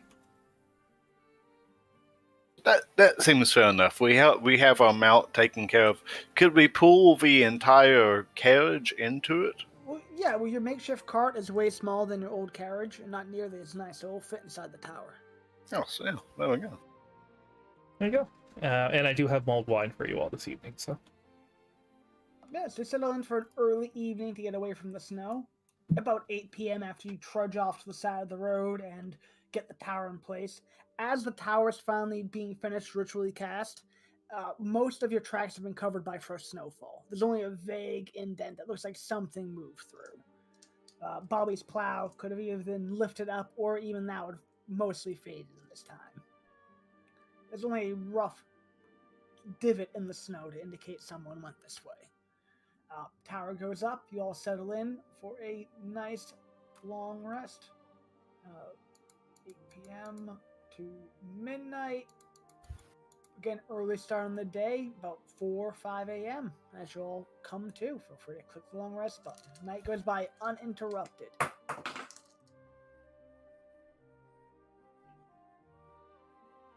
Surprisingly, many things aren't out in a snowstorm or with this newfound weather. This is the 2nd straight day of snowfall, going on 3rd. The last time the barrier came off a few weeks ago, it was quick. It was maybe 24 hours ish. Not so much this time. So this is by far the longest extended period we've seen so far. The first time it happened, it was relatively short, but unheard of. This time, it's been experienced once, but now it's gone on for almost 3 times as long as it did the first time. And from my knowledge of living here for a little bit and just people talking and me asking questions to the foreigner, they don't have a winter season, right? They keep it temperate all year long.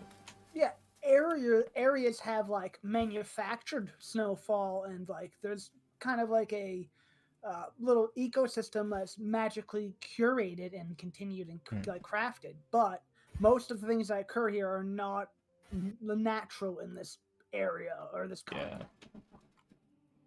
I figured. This place is renowned for the wildflowers of different colors that kind of grow everywhere. That's not known for an icy tundra. I will ponder to the crowd. Everything has gone fine so far. They have been able to replace people and keep the system running. But what now has changed? Are they not still doing as they was? Perhaps they've had a change of heart with the methods, or perhaps there's some other component to sustaining the process we don't know of, and it's become scarce. Perhaps the person that knows the ritual has become ill or dead, or captured, Or perhaps another goddess is intervening. He'll look at you and then look downwards. As well as one named Tiamat.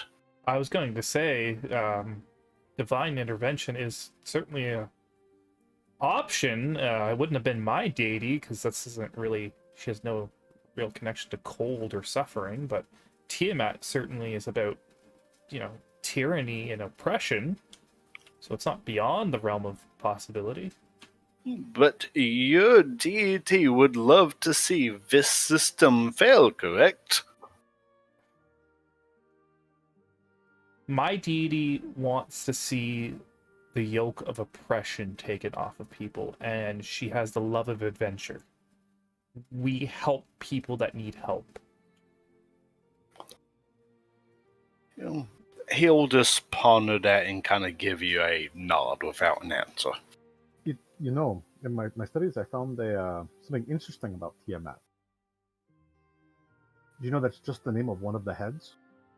Oh, really? Is it? Yeah. The others are Tia Bob, Tia Pete.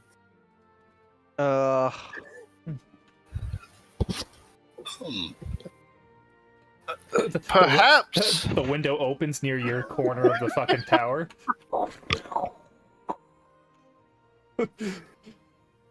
I casted thaumaturgy and opened the window behind you.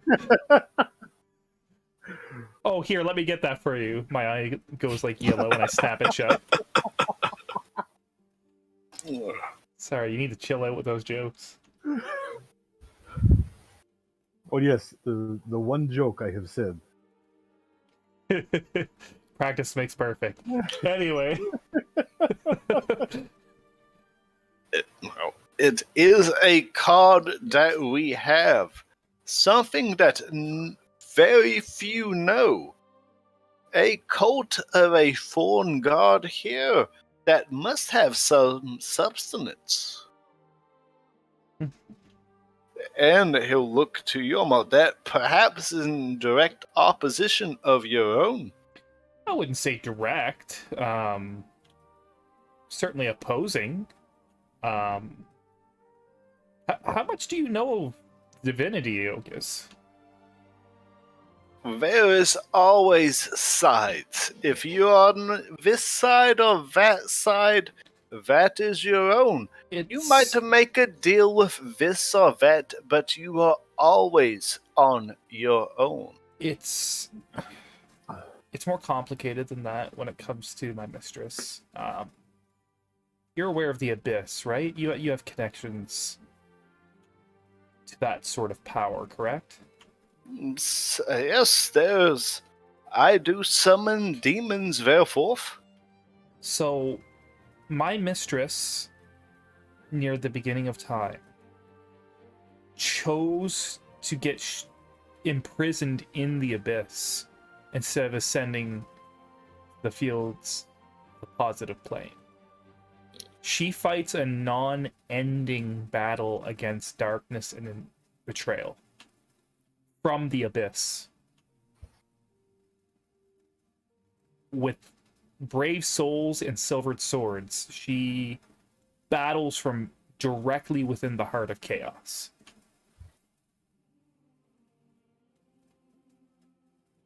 He looks at you and just, you must find me most repulsive then to call upon demons for my services. But you use them. You don't trust them. And more often than No. not, they all perish, do they not? No one can ever trust a demon by definition what there is. And he'll look at the others. Everyone knows this. Which is why I'm always ready to smite whatever you bring into being, but usually our foes do it well before we have to. We'll give a nod. I am glad we have had this discussion. There's many things I should consider now. I'm an open book.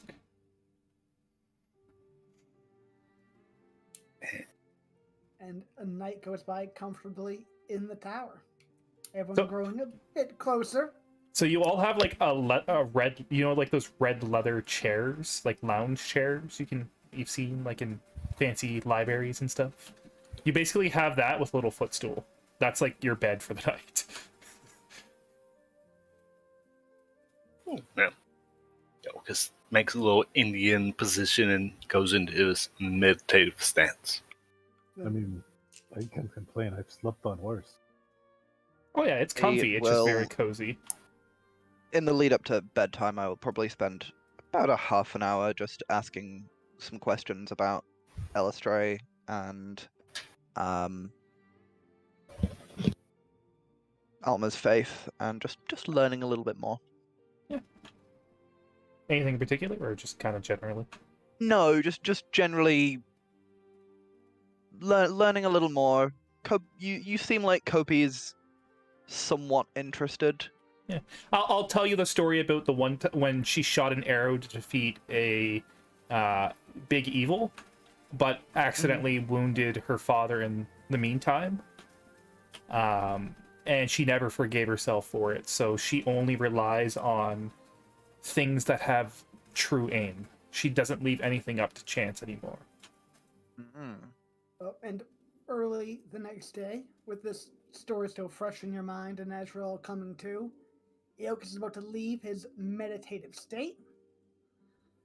And I'm going to steal Brad to the side channel real quick. We'll be back. Whispers. Who will it be?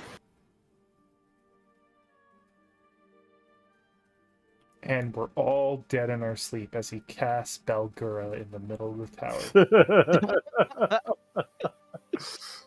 You see, some people have wet dreams. Some people accidentally summon demons in their sleep. Some people... Well, how else are you supposed to know that you're a warlock if you don't just randomly summon a demon? I mean, it's less that in that he took a fucking T-Rex dimensional chunk off of something and left it in his fucking pocket dimension for like over a week. Uh-huh. Oh, good God. And he lost his hands to get this thing. Yeah. Right, because And that's how he lost. he doesn't have a problem with this. This is just, oh yeah, cool. The perfectly what- valid cost. What's the one Jeff Goldblum quote? Oh, you all were so worried about whether or not you could do it, you never wondered if you should do it. Yeah. that quote seems to sum up Eochus Mhm. perfectly.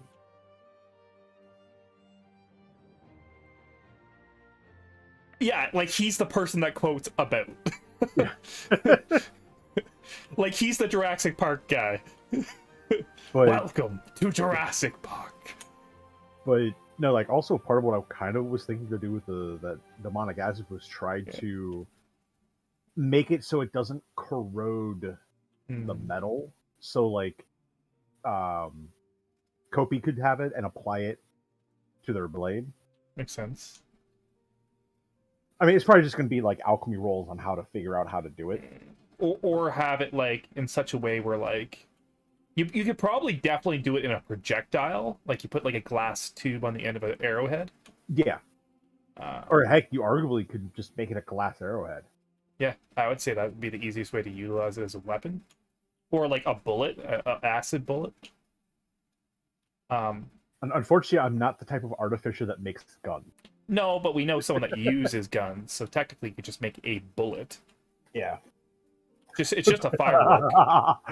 Hold on. If that means I can make an acid bullet out of, say, a glass bullet. You could make an acid firework. Like, you could use something that shoots off and then explodes at a location. I don't think any firearm could fire a glass projectile without shattering it. It's less a glass projectile. It's making the head of it glass. Well, actually, they have had what is effectively known as not potion bullets, but alchemical bullets that essentially are hollowed, and that's where you keep the liquid. Acid And bullets? so that Are you gonna make yeah. acid bullets? Well, Maybe. think about how to like use the acid. Though, if I'm gonna make acid bullets, that also means I could make healing bullets. So Brad, you missed this, but Chaku was like, so. Because this is basically the quote from Jeff Goldblum. You guys were so worried about if you could do it, you never thought should you do it.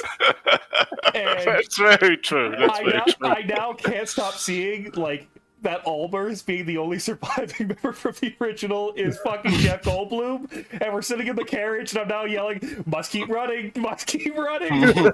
There's a fucking Bulgura chasing us. I'm like bleeding out. Must keep running. You get an early start on the day, with Iokas coming to out of his meditative state a bit later from his Indian-style sitting. He unfolds his hands, and you all see from his hands there is clay and rock, kind of gravelly hands, like a very rocky, earthy hands coming from his stumps. Wait, what? Where his stumps was, there is now hands that have grown out of rock and clay. Look at that. What happened here, my friend? I do not know. I went to sleep, and now I have been blessed with these hands. And I will make a deception check. Oh, all right. Whoever else can chime in on this if they don't believe Iokas. No, I think guys at point he's just like, okay, he now has hands, whatever. Not my problem. Dante different, and Almer knows him well enough, and Kopi just has very good instincts. Iokas is deceiving you in some way. Oh yeah. Are these fully functional? Like, looking at them, is it fully normal dexterous hands? Yeah, Iokas, aside from the lack of them having a sense of touch, they are functional hands that move as you like. You can't feel touch with them. He could give himself the stranger. Oh no. Smiles. I have always smiles believed after that I say things. that. No, it smiles in the chuckle of mammalian jokes. I am now able to use my hands again. Let us not worry about the mysteries of why. You know what? I'm not worried. I'm happy because I know that this has been troubling you for a long time. I'm worried you made a deal that you can't cash. It seems it just seems rather suspicious that a demon comes out of your ring, gives you its true name, we kill it, and all of a sudden you have hands. That's a good point. I think we need to push for a little more explanation on this, Iokas. No deal with any demon or fiend. You promise. I can say that with certainty. So he's saying he made no fiend or demon. Yes, writing off your insight checks, he made no deal with a fiend or demon. You don't feel any falsehood from that. There's no classic Iokas embellishment or flair he has. Fair enough. To deceive people. But what of devil? Or devil. That'd be a fiend. Yeah, either way, that also qualifies. All right. If What about a god? okay, Iocus will kind of consider. What have- is a god? He'll kind of give a kind of like a question mark. you don't Sure. What have about you don't have to answer it. a Korops agent? I am sure whatever I agreed to gain my hands has no petty desires or interests in politics. Well, if you feel comfortable telling us in the future, we're all yours. I won't press you, my friend. He will look at you. You all have proven to be trusted comrades, but let us not deceive ourselves. And I ask you all to ask yourselves, even I could be the enemy unknowing. We must find a way to verify if we are trustworthy or not. That's what it takes. Then let us head to the 5th. And Place with I that, swore I'd never go back.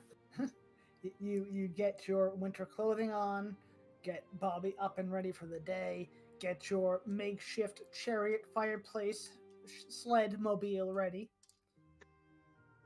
Strap the plow back onto the front of the Auroch so you can Borok its way through the snow and kind of ride out in his wake or ride on top of him through the snowfall, which now is bigger than Bobby and halfway up most trees.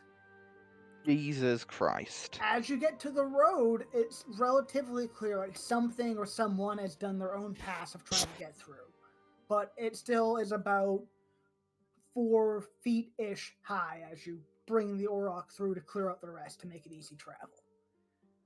You get to the 5th precinct, to the entryway through the stone walls of the inner precincts. Around 6 a.m., you got a really early start on the day. Here, surprisingly, there is not much of a line coming in, but there seems to be many people on their way out. I will immediately jump and ask some people coming out, what were those big things falling into the sky yesterday? You get a few people who just don't answer you and rush past. A few people who are too concerned with roping in others. One yells out, "Big old rocks! I'm not sure. It just came down." And then another shouts, "Shut up! They were balls of fire. They burned." "Oh no! They took out all. Not all. There's most places." They kind of move past as the whole line's ushering going on. Is it Eventually, one guy, not like mid-20s, very young Cohen fellow, sleeks off the edge and goes, "Saw the whole thing. Could give you the details if you want." I do want? You see some people walking past. Korops is mixed in there. There's a bunch of them at the gate kind of keeping everything orderly. You guys are maybe 60 feet back from the main entrance now. Slip me gold or two, maybe some food? I am just going to very discreetly show my blades, which there are many, and just say, why don't you tell me what you know, and I'll decide whether or not to give you some gold or food. You can give me an intimidation check if you like, with advantage.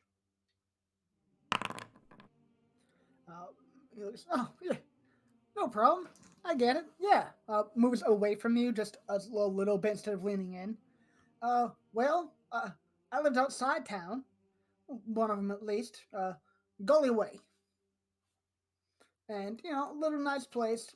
Mostly the families, no real, Sorry, was Gollyway the name of this town? Yeah, where I lived at least. Yep. It was kind of out near the wall. Not a big place, but big enough. Hang out on the outskirts. Well, quite honestly, running through some orchards, having some fun. Shouldn't have been there in the first place. Big old fireball of stone comes flying down out of nowhere. Slams down on everything. Covered with fire? Yeah. I love that we have Bobby the Auroch, and now we have Boomhauer. Either Well, way, no. yeah, either way, I don't know. Apparently that happened in 3 other places near there. Took out 3 towns total. Only one left, and that's the main one where all the co-op stuff happens, and everyone gets sorted and whatnot. My dad was in co-ops, but he done died. But he done died. Oh. Do I believe him? You can give me an insight check. Damn. It's definitely That's two natural 20 insight checks. It's definitely his truth.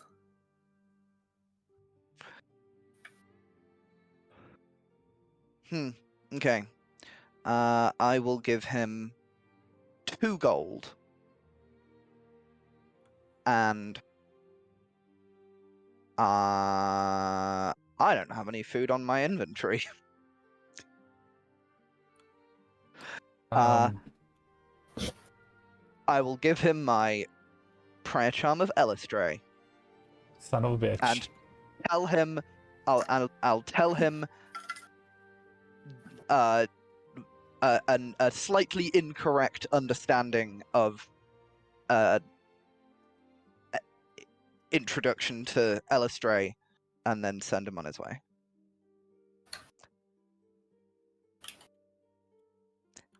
Almer, I can't really eat this, but thanks for the money, mister. I guess I'll catch you later.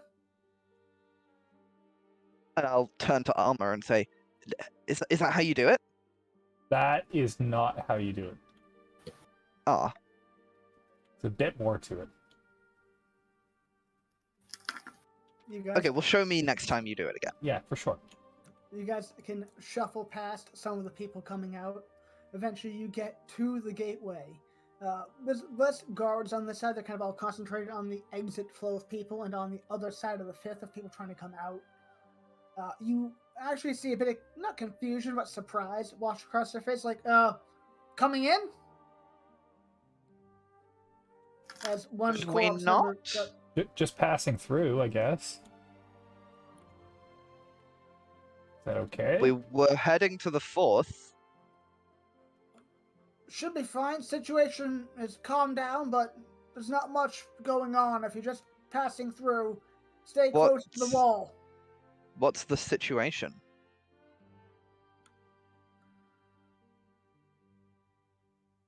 Incident, meteorological in nature.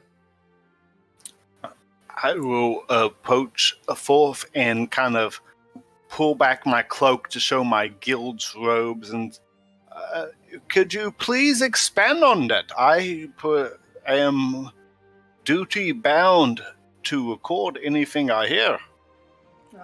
He whistles over another corpse member to take his post as he walks towards you all and says, "Off to the side," as you pull your sled mobile over. But wait, Dante has not gotten out of the cart and is actually trying to stay as far away and hidden from these people as possible. You could have popped off, but right now you would have been about 30 feet away when 2 people got off to talk, and now they're bringing it closer. If you want to shuffle into the crowd and wait to the side, you can. But the cart is going to be right near the guard at one point, very soon. Then yeah, he'll actually get out and try to disappear. Actually, what he'll do is he'll take his robe off and mask off, and get out, and then try to blend in with the crowd.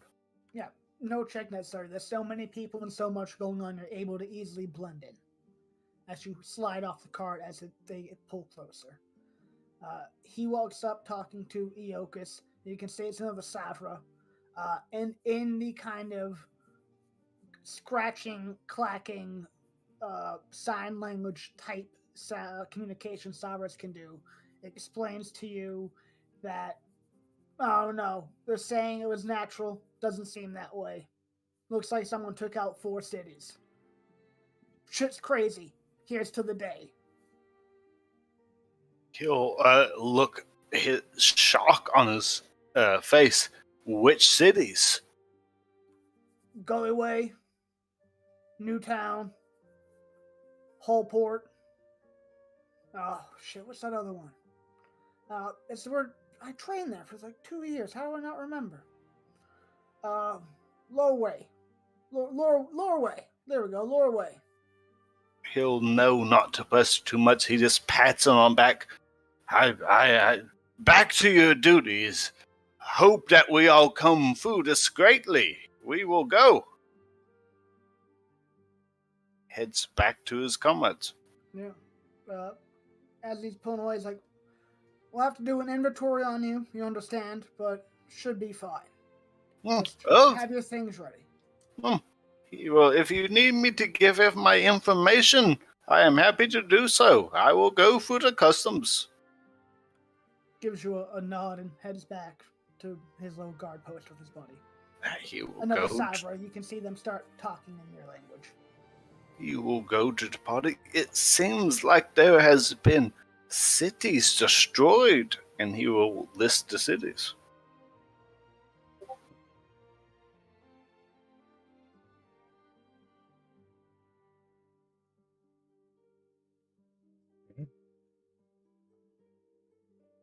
Hey. Things are spiraling out of control. I was tempted to ask how they was destroyed, but I always go by a rule. Never ask a god more than 2 questions. Anything else is suspicious.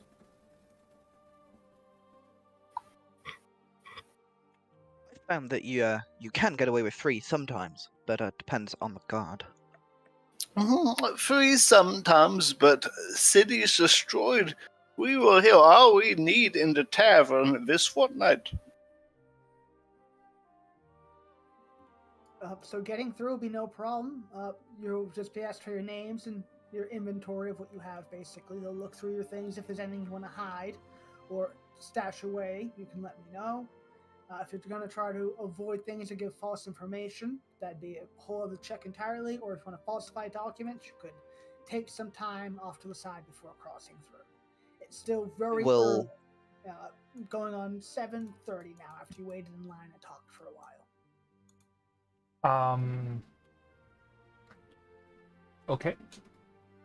I'm gonna conceal weapons and spellbooks, etc. Just any sign of my skill set. All right. And I'm also just gonna mention to Dante that I might be able to help out if he's particularly worried about making it through. He's not there. Yep, Dante has stepped off somewhere. As you kind of look You around, see his mask, you see his cloak, and that's it. I will go and discreetly search for Dante. Dante, you can be lurking wherever you want, kind of seeing this all play out, and now Kopi kind of looking around for you, putting your mask down.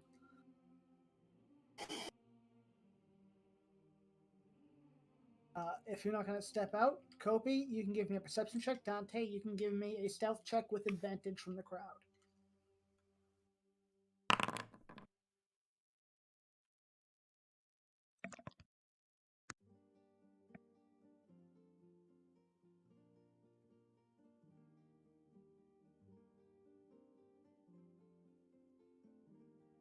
Oh, there we go. Actually, no, that should have been it. Even. There. Oh, yeah. Okay. And even then, 16 will do it.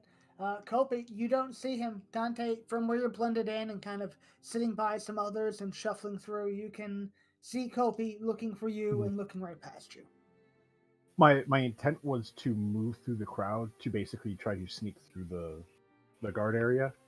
Okay, so you want to actually be passing through the gate now. Yeah. Then He's just trying to avoid being checked. let's see. Then you do have a 16 with your stealth. Let me give them a check. There's 4 guards. I'm all going to give them their own check. You pass through the 2 at the entryway unnoticed. They pull some others aside. There are large groups, so they kind of split off, and then you filter into the next large group in front of you at the tail end, looking like a straggler. So you move from being in between two groups to the back of one large group. You walk by the mid-section of the wall where you kind of pass through in like a little tunnel-like thing, past the guard in the hallway. Your group is now, the large one you're part of, is now stopped at that front way, the last part through, to get into the 5th precinct. They're going through and checking everyone. There's one guard there. He's definitely clocked you and keeping an eye. You feel like he is going to ask for your information, but you could attempt to just book it past him as he's the last one over here. There's a few others standing by him, but he's the only one keeping you from getting out into the 5th. Is there any way I can break line of sight? You could try, but at this point you're in maybe a 20-foot wide hallway with a group of about 16 people that you're kind of in the middle back of. So what I'd like to do is duck behind someone to quickly break the line of sight, cast invisibility on myself, and then keep moving with the group to hide my footprints. Okay. Go ahead and make me a straight stealth check, because I'm going to give you advantage, but you have disadvantage. Curse armor. Oh, nice. You, just for a brief instant, break the line of sight long enough to cast your spell.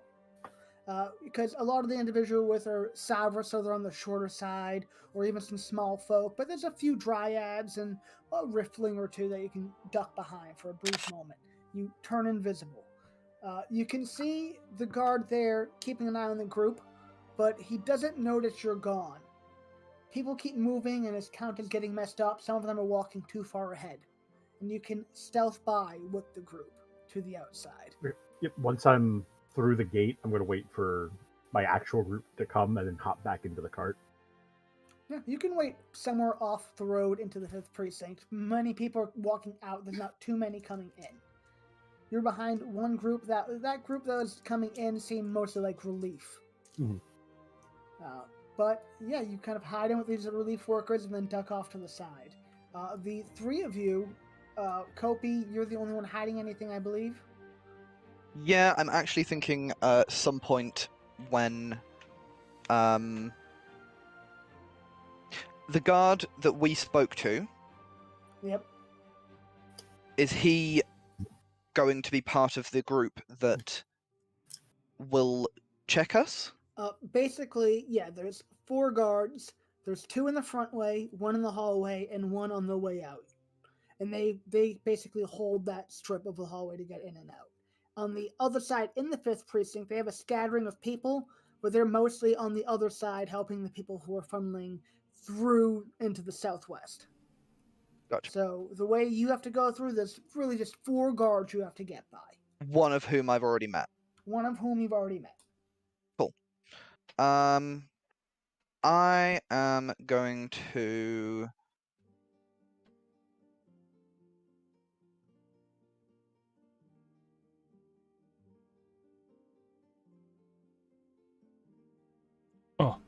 What you gonna do? I'm just gonna reasonably conceal all my gear, and if I am too worried, I can suggestion. Well, you have time and preparation, so you can give me, we'll call it a stealth or sleight of hand check with advantage. Cool. Sorry, so sleight of hand, did you say? Sleight of hand or stealth. Or stealth with advantage. Yeah, you're pretty solidly sure they're not going to find them. They're not exactly on your person. They're half under the cart and half in a bag dangling off the side, under and inside some other bags. So kind of like Swiss rolled in the middle. Yep. Yep, go for it. Did we say that I had the vision vial?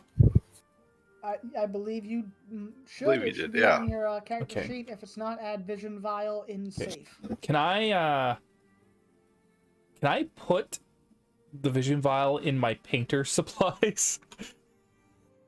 Would you like to take it out of the little safe? Because right now it's kept in a small safe. Like, But it's just a safe, right? It's just a normal safe. Yeah, it's not. It's not like it is a decently nice safe. But It's not. put your gold super in there. extravagant. Put your gold in the safe so that there's an obvious reason for Okay. having the safe. I'll put the painter supplies in the safe with the vial. So it's in the, like, kit. And then I'll cover it with some gold and then shut it. Okay. And if that's it, you guys will begin passing through. They'll take your name. They'll root through your stuff. Everything which you've hidden goes unfound or undouble checked. Almer, you have a very tense moment where they're moving some of the painter supplies around a little bit, but luckily they're doing it with a small stick. So as they move the vial over to the side to dig through the gold, nothing happens. They don't trigger it. And then they take it out, close the safe, and hand it back to you to lock. And you walk, the three of you walk by all four guards. Weapons and magical item unmolested and unfound. You emerge, you don't see Dante anywhere, but you would be visible at this point, right? Or it has less than an hour. It does last an hour. Oh yeah, so you'd still be invisible as you see your allies come through unaccosted through customs. I Basically. guess he just Hang right enough on was the road. enough. He just Would we have Well, he known left his Dante cloak. had invisibility? Have you cast that Yes, before us? he has cast the spell before. I assume he'll rejoin us. Can I just start pointing in random directions and casting message towards thinking Dante? And be like, are you This is- nearby? If you are, you can reply to this message. It'll take you. Let's just see. It'll take you like 4 minutes because he's also moving until you eventually just happen to aim in the right direction. But yes, Oh, eventually, God. Dante, you get a message from Almer that you're kind of watching from the sideline invisibly. You can Feel reply free to to this read. message. Oh, he doesn't reply. He just will walk over and hop back into the carriage. Still invisible? He'll drop invisibility once he's inside. Okay. Oh, Jesus Christ. I was thinking I could add all of you to my book that I could automatically send to, but I still don't know if I trust you yet. You have Well, a terrorist in your book. I do have a test in my book, but he's maybe a pod person too. Never know. But wait, can't only you send messages to the people in the book? Yes, as long as you sign a book, I can send you a message. But Yeah, but why do you need to trust us to put us in your book? Exactly. he's just keeping can't his see resources into tight. your- Can we you can't- erase names if you choose? He can. I mean, you're literally sharing sleeping places with us. You can always remove it later. It's true. But you all do have no idea of disability at this point. Yokus is weird about giving out his phone number. You used your character voice, so I mean, that's... That's true. Yeah, that's something to keep in mind. Yeah. But yes, apologies. I find it easier to get through customs my own way. Fair enough. I didn't have the easiest time getting into Isdell to begin with, so apparently it was a lot rougher than I assumed. So You guys continue on with good old Bobby leading the way. Uncle Bobby B, baby. We're going on the outskirts along the walls. You luckily don't pass by any of the towns. Off in the distance, you can still see bits of smoke rising, probably from smoldering fires.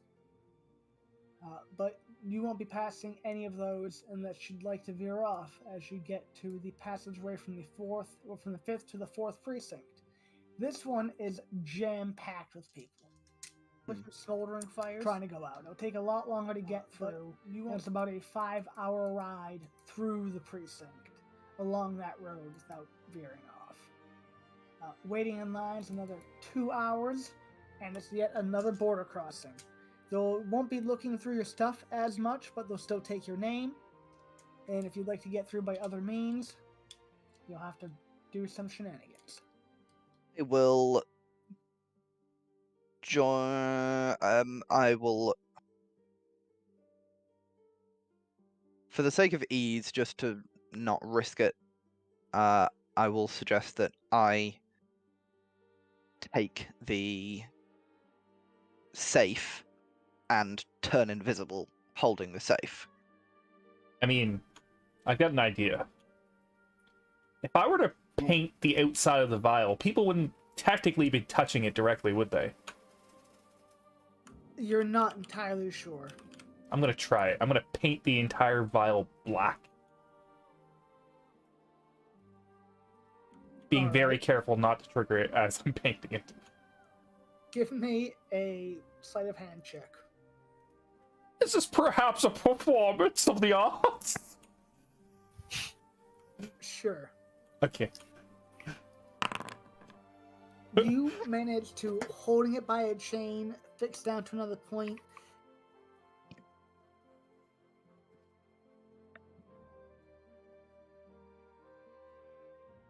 Yes. Do you then touch it? I mean, I put it around my neck. Yeah, you put it around your neck, holding it by the chain. The crystal part would, hit off your shirt and your armor and your, cold weather clothing. So you put it to your bare skin. I touch it with my finger. You have the same vision Kobe had. You see yourself from a third-person point of view. You're racked with intense adrenaline and fear and regret and panic, and then the feeling of losing yourself before you're pushed out back into the world. Well, that didn't work. But it's painted black now, so it's less obvious. Yeah, it is not like... you can't really see the swirling white light cloud etherealness beneath it. Okay, well, I'll just, I'll wear it around my neck like jewelry. Well, in that case, you can begin passing your way through. Dante, you're going to be sneaking by, you're going to give them your name. They don't seem to be doing a deep inventory check for people coming out. There's lots of people bringing pretty much everything they own. Mm. I think for going out, he'll stay visible and in the cart. But he does give a fake name. You can give me, we'll call it a straight deception check, because you have advantage, because they're not really paying attention for anyone lying about their name right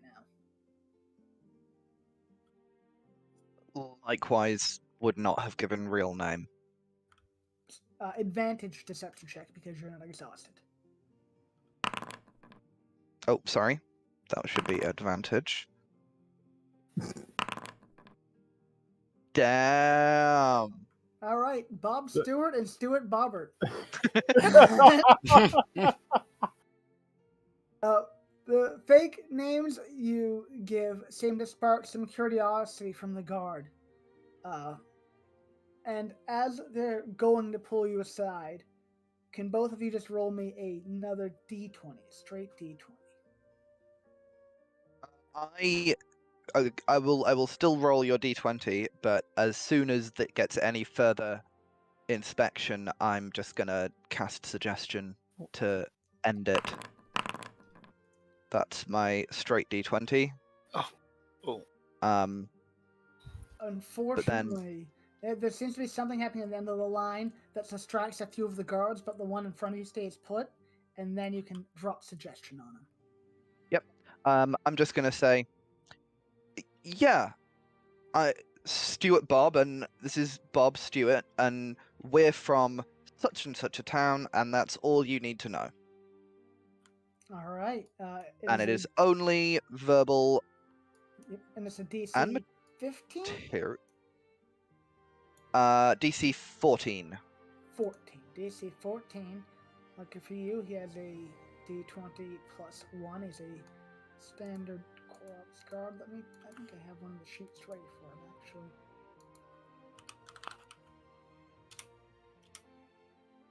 I just want to find it. That's the High Captain. Huh. I guess I don't have it ready. Okay, D20 plus 1 it is then. An 8 What exactly is your suggestion? Yeah, Bob Stewart and Stuart Bobbitt. We're from such and such a town, and that's all you need to know. Kind of gives you a glare, focuses in on you, then becomes like a dead-eyed stare, then kind of off in the distance, dazed out look, and then goes, "Yeah, Mr. Stewart, Mr. Bobbert, have a nice day." Waves you through. Legit.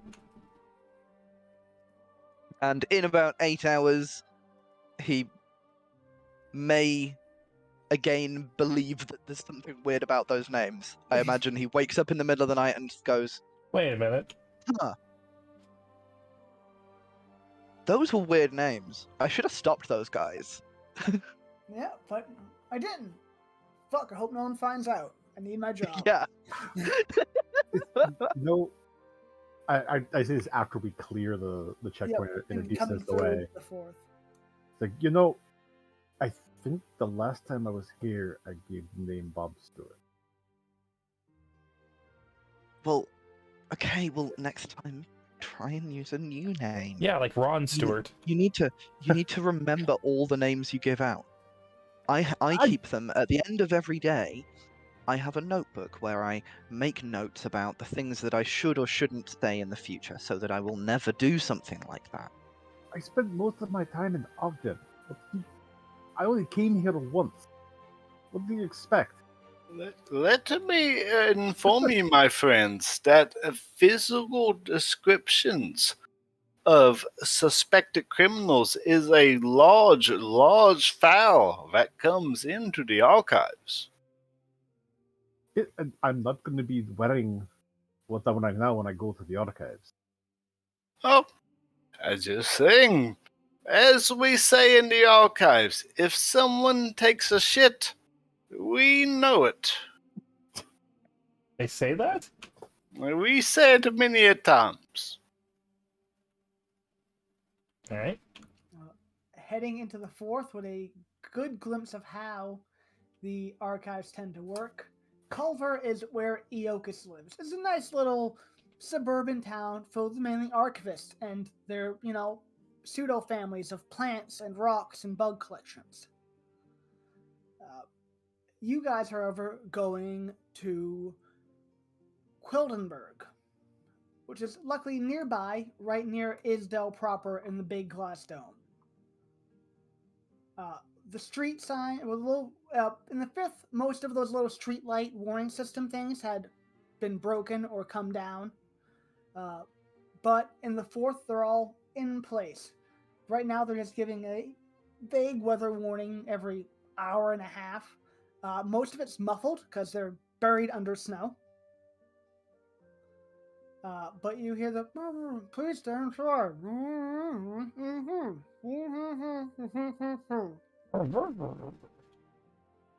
With Bobby leading the way, you're able to get to Quildenberg in no time flat. This is mostly just the archives, but there would be first aid for the employees and small medical centers for different ailments around, as well as a decent Isdell store or two. So they have items available, bearing some paperwork and a small wait time, depending on the item. You have pretty much the entire, not the day in front of you. It's about 6, so most things are open still. Some of the fancier shops or smaller places are already shuttering up. But there's still a few good places to poke around or things to scout out. The archives are kind of a loose things of college campuses. They're kind of all scattered around with a few walkways and things scattered in between. But they have different hubs of which are kind of pretty far out from each other. They're like 4 little cities with some attractions and road stops in between.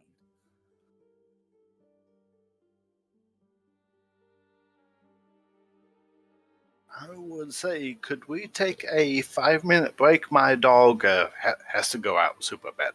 No, that's fine by me. Quick. Don't lie to us, Brad. You just want to shit on the lawn. Yep.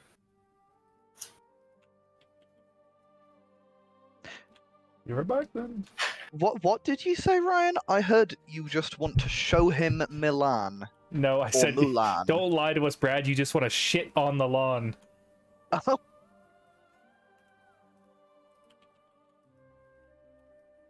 thank you.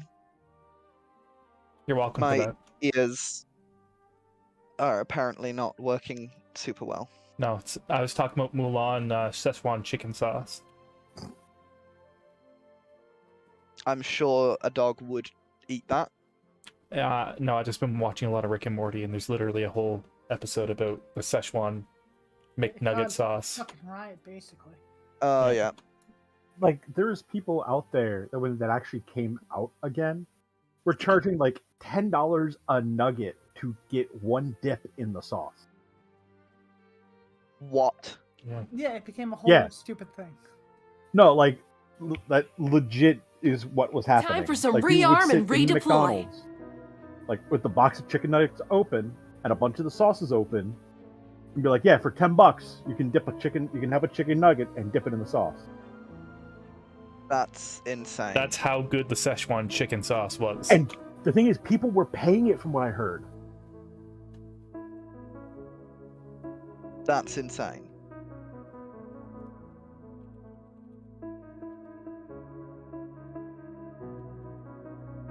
Like, I'm sure it was good, but I can make better?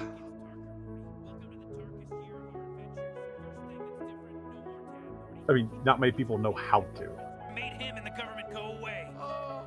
I've replaced them both as the de facto patriarch of your I guess. and your universe. Your mom wouldn't have accepted But, like, me if I came home surely with someone now you know the real reason I rescued would you. respond to that by going, Morty, and if you tell your "Don't mom pay this that is guy this is $10 a science, dip, take my side pay to me zero, Morty.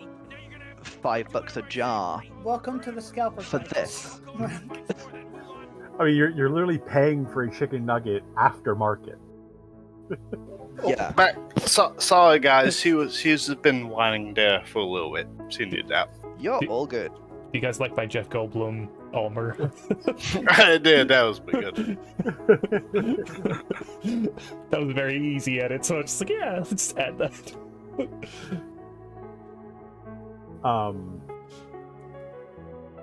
Oh, does this place have like a temple? Not a temple exactly, but it has a medical center, places where you could seek a greater restoration. Yeah. Yeah, they're to less the end. religi, and more like not religion. Which place are we It's talking a about? very all of Isdale is a very Oh, South Isdale. Park, like atheist future of like, Yes. thank science. I might be one of very few holy men you've ever met. Fair. But yeah, he's probably his first order of business is to seek Oh. Yeah, you may, treatment of the greater restoration kind. yeah, an alchemical version of greater.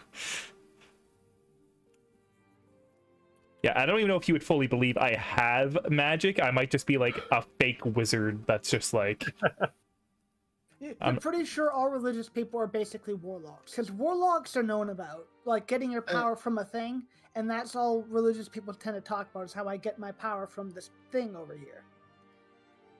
Technically, you all have just seen Iokas looking into a book casting spells. okay. That's fair. He doesn't seem too fucked up. No, I think he's a fucking wizard other than the fucking demons he's summoning, and he's like this fascination with the demons. Well, to be fair, wizards can and do summon demons themselves. So Yeah. I know. But still. Layers on layers. He's on the How much radar. money do you all have if you pool your resources? As I- I'm trying to track down the spells by their rarity. How I have much money? 635 gold. I have 120 gold. even 600. Oh, I have 1935 after buying the potions. How's that right? That might be right. I mean, I don't know math. I don't know. I haven't been like keeping a lot of money. Iokas hasn't been buying a shitload, though. I also feel like I'm pretty anal on my inventory notes. Does that seem So right? Does that what's seem right? Does that seem that is even plausible, or have I just fucked something up here? 1,900 gold. Yeah, 1935. Yeah, that is possible. Yeah, I mean, you're a level 7 character and you don't really spend money. Okay. We've been So, like in I shit. think the only thing I bought was the jumping ring, which maybe that demon that we can summon is wearing. He might be a very jumpy demon. I, for the life of me, can't find spell scrolls by level. Finally, holy Us- shit. oh, you Goddamn found it? D&D Okay. Beyond. So 3,290 is our total. So a rare item, or a rare spell, goes for, I think, 500 to like 5,000. It's a huge range. Rare starts at 5,000, but this is a consumable rare, so that would knock it down to, we'll say, 2,000 gold even. And then For what level? a 5th level spell, What are we after? Greater Restoration. Yeah. Plus 100 gold of diamond dust, upsold by 30 gold, so 2,130 gold, and you could get a restoration spell done probably tomorrow morning. Jesus fuck. Are we great at restaurating? Dante's permanent magical exhaustion. Drugs are expensive in this world. What is this? Only- America's medical system? It's Don't actually- do drugs. It's actually cheaper to buy the drug than it is to get the cure. Of Yeah. course. Which drug? course. Which drug are you using, Rush? I'd use Rush, yeah. All of them do this. Brother, Yeah. just wait till I get a fucking greater restoration, I guess. I I- don't fucking I- know. I was about Even to say, then, it's Al, 100 gold te- worth of diamond dust I a know. pop. Al, technically anything in my character sheet that has 2 diamonds next to it, you could just say is eaten by demons. I have some Rush in there. Well, no, that's. Oh, but I mean, it doesn't have any diamonds in it though. No, it on my character sheet, anything I put like 2 stars next to is in the extra Oh. mental space. Oh, So no, any of that that's stuff you can just eat as demons or say it's Okay. there. So wow, you've lost. That's why I was saying the bodies was in there because it Yeah, had no, the but I diamonds. forgot you kept other things in there, like your illegal substances and magical items. Like all the copy of the Rustruck drawings, all the copy Yep. of the Tiamat symbols. Yep, and Oh your my potion of God. mind reading and your 1 dose of rush. Uh, But you have all your other stuff. But did he get a little bit of a dose of a rush when he went into the water? So do I have any? What did I see when I went Oh, in there? let's see. Anything else that was in there? I'll say you can recover the potion of mind reading. Okay, that's at least because- decent. You kind of grabbed it with your arm and cradled it and put your other arm, what's left of it, over it to keep it like tucked in there like a football. But the rush is gone and the drawings are gone because it got wet in the drawings. Okay, all right. Your potion of mind reading. There we go. And you have hands to easily consume it now. I do have these clay golem hands to consume it. That is true. I look to you. I do not have the drugs I used to have to help you. He doesn't need more drugs. The drug doesn't help. It put me in this situation. But it would sustain your life. No, Oh, he's not dying. He just feels worn down. Dante, give me an alchemy check.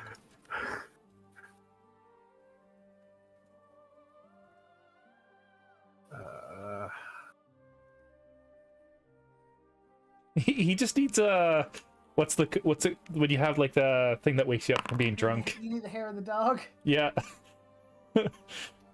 As unlikely as it might be, it is theoretically possible that if you got high again, the effect would subside until that wore off, at which point it'd be cumulative. well, yeah, that's the whole point. We don't But wait, want it to what be is- cumulative. Does it always give you the level of exhaustion, or is it a save against feature Oh, thing? I believe if you go to the items tab, it looks like a little backpack. You should all have drugs Yep. and a handout you can look at. No, when No. when it ends on 1d4 after 1d4 days, Limited? Here, I'll make you all owners, I believe. Drugs. Oh, there we go. basically you gain a level of exhaustion for each time you used the feature within those 1d4 days. So because I only used the feature once, I have 1 level of exhaustion. Oh, this is cool. I didn't see these. Like, theoretically, taking the drugs and okay. then not using the feature doesn't give you exhaustion. Yeah. And so as long as you don't do the thing, you get some of the more pleasant effects. But if you do the thing, Yeah. you get semi-permafucked.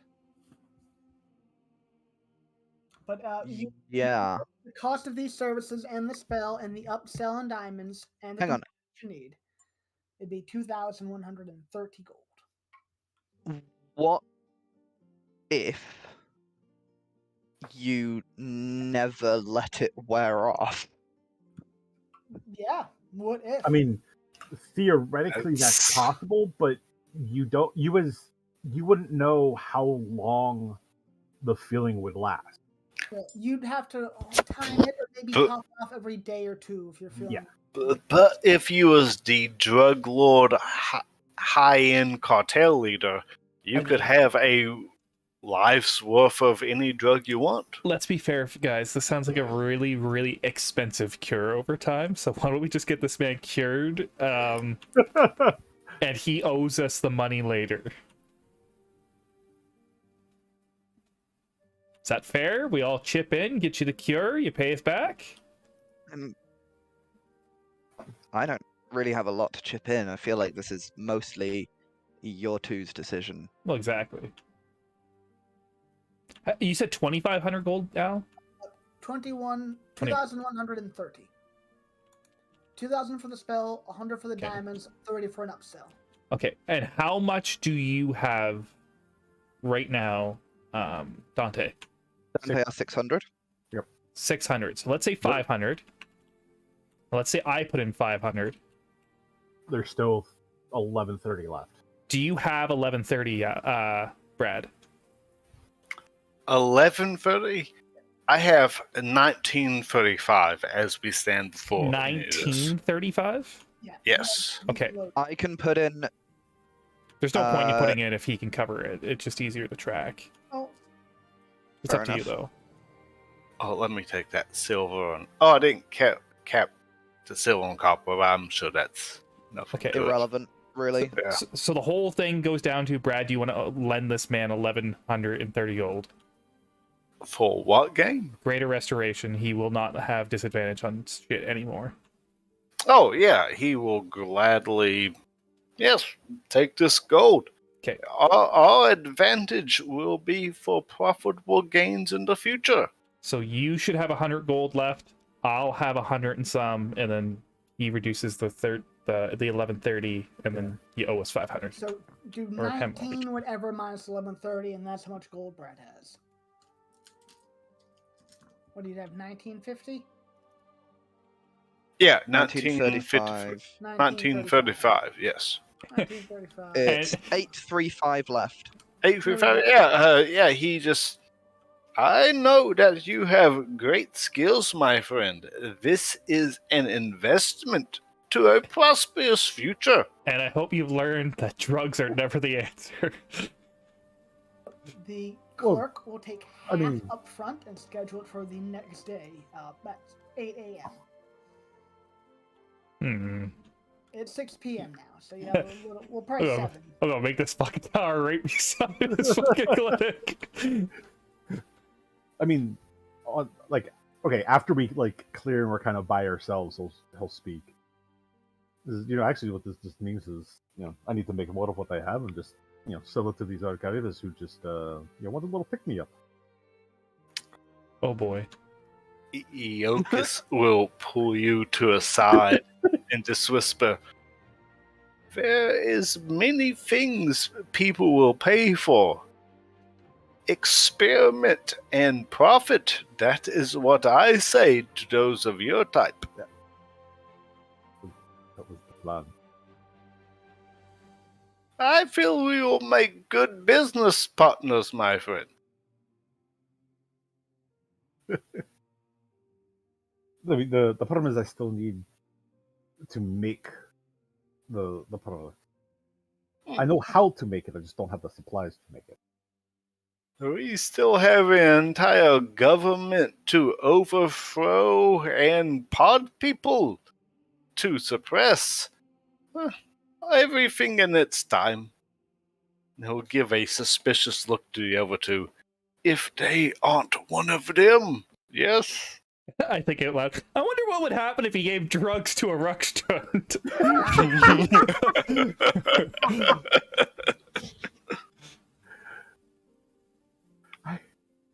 I technically the drugs are fine as long as you don't use their extra effect.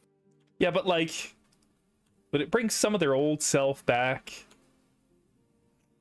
Well, no, because at the end of it, at the end of 1d4 days, or when focus wears off, you gain a level of exhaustion that can only be removed by a greater restoration spell. Yeah, that's not what I mean. If you drugged a fucking Ruxstrand for the 1d4 days, would they regain some semblance of their former self?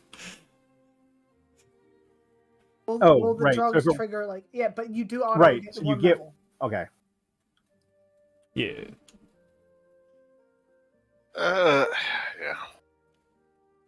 That wasn't a serious question out loud. That's just me, like, like asking him like a question out loud. Be like, I wonder what would happen. Yeah, if you want to take an alignment shift, go ahead and find out. Chaos. But no, you guys spend the night theorizing about weird stuff. You do have time to do any other side projects you might want to do or scout out some things. Eocus could even head to your desk to check in or see what's going on. Relieve the guy who kind of looks like you that does your work all the time, whose name you never remember. You know, that kind of does make sense. I'll go ahead. I'll tell everyone. Let's brief before like our missions. Like I'm gonna go ahead, gonna go check in. That way, I'm at my desk and I can just walk up. Oh, I have something, and come get whoever.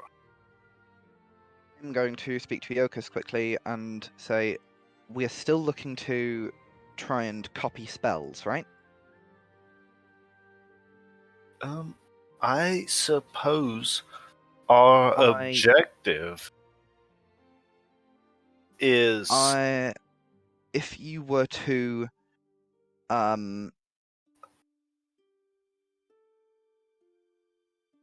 lend me the rest of your gold, I could go and buy the materials needed to copy a spell down. Question for Al. So, I can only add to my spell book spells of a level that I can cast currently, Yes, I believe. for your wizards. Yes, the ritual Yes. book that you have can't be added to in that manner, but a Eocus' ritual book can be. Right. Would you allow me to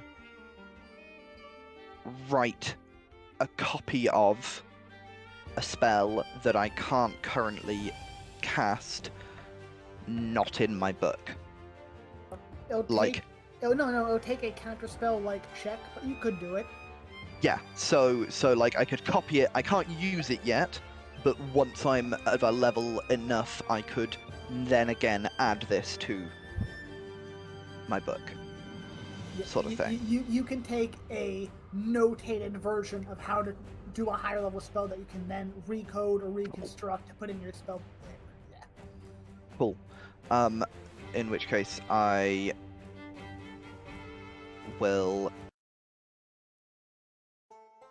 Yeah, I'll just say, Eocus, if we're able to, I'm able to create a telepathic bond between us, and if I'm on the outside at a desk with the materials, I could you could describe to me a spell. He nods it. I see the benefit in this. That is very clear. If so, I will dictate any information that needs scribing. Have a pen and paper ready. May I borrow some gold for you for the materials to transcribe? He has 8. We'll call 35. We'll call it 30 gold even for more than enough materials. Now, he happily gives you this material. Is there anything Do we I can do to not? help you Do guys? I not need the cost of spell transcription? Oh, well, I mean, are you to transcribe it into your book? You will. But Okay, this- I can do it. I can That's do a it. later what step. You're making, can- what you're okay, making cool. is not a spell scroll. What you're making is cliff notes. Cool. Okay, so I can transcribe them as the first step for less cost. Yeah, you can be like, Cool. this Awesome. is how you bake a cake, and then you find a recipe for baking a cake. Cool. Gotcha. You're getting Perfect. the how-to. Amazing. I Well- can cover that myself then. So, I suppose before we go in anything, the plan is I am going to go in through logistics and approval, going to go to my desk for a few hours before anything happens, just to play it casual. Then I am going to raise up, go to logistics, retrieve Dante as a consultant, and then go to the legal archives, the legacy archives. Or which archives? Oh, we're going to the central. I forget that. I think what we briefly discussed is you enter through logistics, you go to your desk at the archive hall. From there, you would go to the legacy archives, maybe. If not, you go to the central archives. But I'm still going back to get Dante with me, right? I think so. I think you could probably enter through logistics, have him sitting there, go to your desk, figure out if there's anything that's going to happen with people checking in on you and talking to you briefly.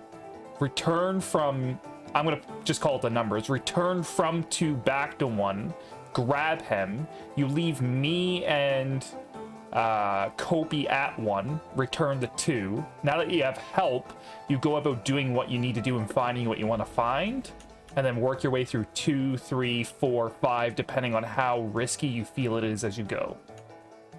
Sounds fair enough. Then I need to be outside completely. I need to be in a room somewhere with a desk with paper. Yeah, I assume there's like public use desks or something how, like. How close do you need to be? How far is your telepathy? I think it's planar with Rory's Holy telepathic shit. bond. Hell yeah. Hang on. I didn't check. Let me just I post don't know off it. the top of my head. I know I could make this a lot easier with But- my class ability, but Eokus just isn't at that point yet, I think.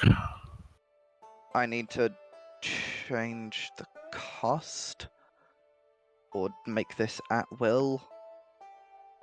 At will. Yeah, there you go. Because otherwise it doesn't actually let me. That's just too bad. You need to be better. There we go. Until the spell ends, the targets can communicate telepathically, whether or not they have common language, any Oh. distance, It's just not across but countries. not to another plane. Yeah, you're good. So I can do that to all of us, Nice. so we can all be in communication. I think. Is there where is there a public space at the archives? You could find them anywhere above. There'd be little study halls and things like that spotting it. Like I said, it's So kind of like Almer- a few college campuses. Almer could be somewhere in the public space, just being a citizen, and every so often, if Eokus and Dante need to do something riskier, they could just nip up to see you, have a meeting, have a drink, and get some inspiration. Yeah, could. You know what might be a good idea, though, is if we set ourselves up in the Domestic and Foreign Affairs office. Because if we have to make a distraction for them, a foreign affairs place seems a really good place to do that. Mm-hmm. I obviously a foreigner. I could probably convincingly do that and cause some sort of scene. And it might be one of the best places to exit, because you don't want to go in and out, in and out, in and out the exact same spot, because that'll draw a lot of attention. So if you're going to work your way through to places you don't normally go, we could exit through the Domestic and Foreign Affairs office. And then on Yokas' side, he would play that he doesn't need to exit. Oh, there's a disturbance that has happened, and he just flees with everyone else. Exactly, right? So if I cause it over here, though, it's better than drawing attention to where everyone came in and that we're seen together. True. Almer, can you escape if you are apprehended after causing a scene? To a degree. I could definitely get an advantage head start. My goddess gives me a little bit of a blessing. I could escape to the rooftops of a nearby building. Okay. And you can you guys plan this relatively in the privacy of your popped up tower, which is just adjacent to. It looks like it's part of it. It looks or like or at least like a check-in building for the main building. it's like, when did they get a big chimney? I'm kind of visualizing like each of these top squares is basically like a fortified library. Less of a library and more of like a college campus. So there's a few big buildings, there's a few small buildings. They stretch out. Okay. There's a little central walkway. There's some open garden spots. There's another few buildings off on the like far outskirts of it, and they're all kind of clustered up. There's a few like road stops and study halls and things in between all of these like conglomerations of buildings, and everything else kind of works its way underground. The Central Archives is a kind of main city in the middle of all these, and it goes down underground too. It's a sort of large spire-like thing. And I guess I am with between 2 and 3 as my office. Either 2 and 3, or it'd be for you it'd be 2 and 3. Okay, what the hell? There's too many possibilities. Oh yeah, but I mean, so 2 and 3, you normally walk in through 1 or 3. So you know both of those entrances relatively well. So your office is about there, so you know how to get in from here to there. Logistics and approval isn't, unknown to you. It's just not your normal way you get in. The Central Archives, depending on where you go, you'd be all right. You could walk around the perimeter, probably no problem. Like underground from the processing places to the registry logs, no one would question you at all. You should go up and down all these stairs. I just look at Almer. How confident are you in your distraction if you can cause one? I just look at you flatly. I'm just looking at you with the most deadpan stare. I've been known to be called flamboyant. He will match your stare with what he knows now. That is all that is required. I can have eyes on me anytime I want. Turns around. Let us see your goddess's work done then, my friend. If you need further proof, sure. Both of you make a perception check. Me and him? Yep, you and Iokas. Okay.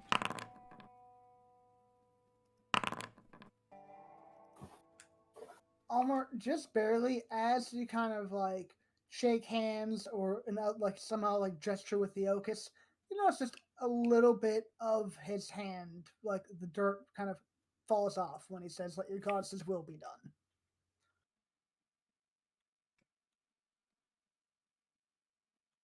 Say that again? Just a little bit of his hand, like a little, like, Yeah. it'd be like dead skin for a person, but for him it's a few grains of sand falls off when he acknowledges your goddess's will. Oh no, I say that to him. I'm like, say that again? I will look back and what is that, my friend? Say it again. I just love hearing it. Say it again. He folds his arms under his robes comfortably and smiles and nods to you. May your goddess's will be done, your friend. I would not want any harm to be done to her Iokas, will. you feel like crumbs that are actually just grains of sand and bits of dirt fall on yourself through your shirt and onto your stony body. Sure From you're your okay? hands. Sure you're As okay, you- friend? Discomfort is only a thing of the mind. He smiles and nods and turns and goes back to his task. Okay. Like he knows we know something is up. I mean, what do you asked him? Hey, what happened? I know. And I'm he just said, like, laughing, no, man. no. I'm just I laughing. mean, I'm not... but what evidence is like? He just nodded, smiled. Yeah, it's okay. You had a long night together in the same room. If eventually you do want to ask Iokas anything. Okay. Now, if his character don't want to fucking tell me how he got some hands, I don't know what he wants me to do to help him. Oh, he already said. He just said he did not make a pact with a devil, fiend, or demon. If Iokas doesn't want to tell Almer how he got hands, Almer will not press him, but I am just looking at you with a super knowing look. I did not make a pact with any devil, fiend, or demon. But here's the I know, and Almer has not asked since that first time, but it's almost like if a kid shit his pants and he's sitting there and the adult knows that the kid shit his pants, but the adult won't ask until the kid lets him know that he shit his pants. Oh, Iokas, in that point, is that just your own discomfort keeping you from asking? That's your problem. Then he's good. He's got his hands back. After a long night of awkwardness in the same room, Kopi and Dante are kind of observing this because they're not directly involved. Morning rolls around, the sun breaks through, the snow falls. Around here, though, it is being taken care of rather quickly. There are scribes and different kind of local workers clearing the roads with bits of magic that they have, much like you guys have been doing. Go step out the door, go 7 feet across to the door of the clinic. 8:05 a.m., bright and early. Clerk lets you in, leads you back to a relatively smaller, riffling woman. Some kind of halfling you'd all know. Just confirms. Dante, what name would you have given them? I think here he would have given his actual name of Dante. Yeah, confirms your name with you. Asks you what's wrong. So, how did you get this? What have you tried? Alchemical experimentation gone wrong. Huh. Okay. I am an alchemist. He points to the alchemist satchel, vials, and different herbs that he has. Yep. All right. That sounds fine though. Tried anything else to get rid of it? Mainly just the rest, and it's just a constant wear. There are no refunds. If this does not work, we can recommend further remedies. Sounds good. Second goes by. Some light emits. You feel a relatively warm sensation wash over you that becomes kind of goes from warm to mild to a little cool to more of like a minty feeling kind of all around you. You feel sharp and awake for the first time in a long time as greater restoration goes through. Bits of diamond dust go on and then into your skin like little glass shards that don't seem to hurt. Well, you can give the rest of the gold to the clerk. He cast Dimension Door, and There was a half up front, but yes, you could cast Dimension Door. I mean, I was gonna offer to cast Suggestion and tell them that we paid up front. you may have to fucking come back here again, guys. Come on now.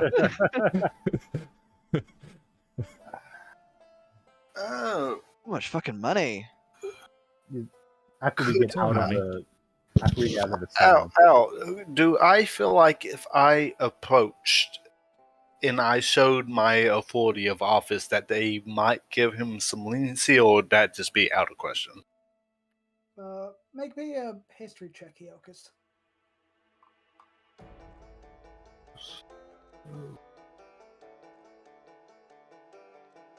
You know, nurses and school teachers discount.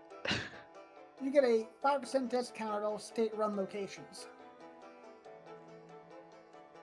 as a government core ops employee. So you can minus 5% off, not only the second half, because it can't retroactively apply to the down payment. So it's $2,130. You paid half up front, and you can take 5% off the remaining half. I'm not doing that math. So I'll say that's more math than I'm going to do. So Give yourself 20 gold to call her a good history check. I'm happy to throw my government discount card if anyone has it. I will do the maths. you know, You, I was gonna say once we get away from the center, you know, if we had gone my way, we'd probably be paying more. But my way also involves, you know, backroom hacks that don't always produce what they say they can.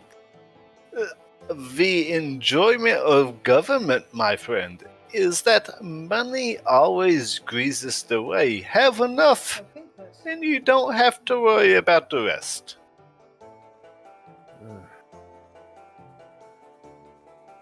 Give yourself You 53 get back gold. 53 gold, 2 silver, 5 copper. There you go, Eokus. 53 gold, 2 silver, 5 copper. That's enough for a from spending prostitute.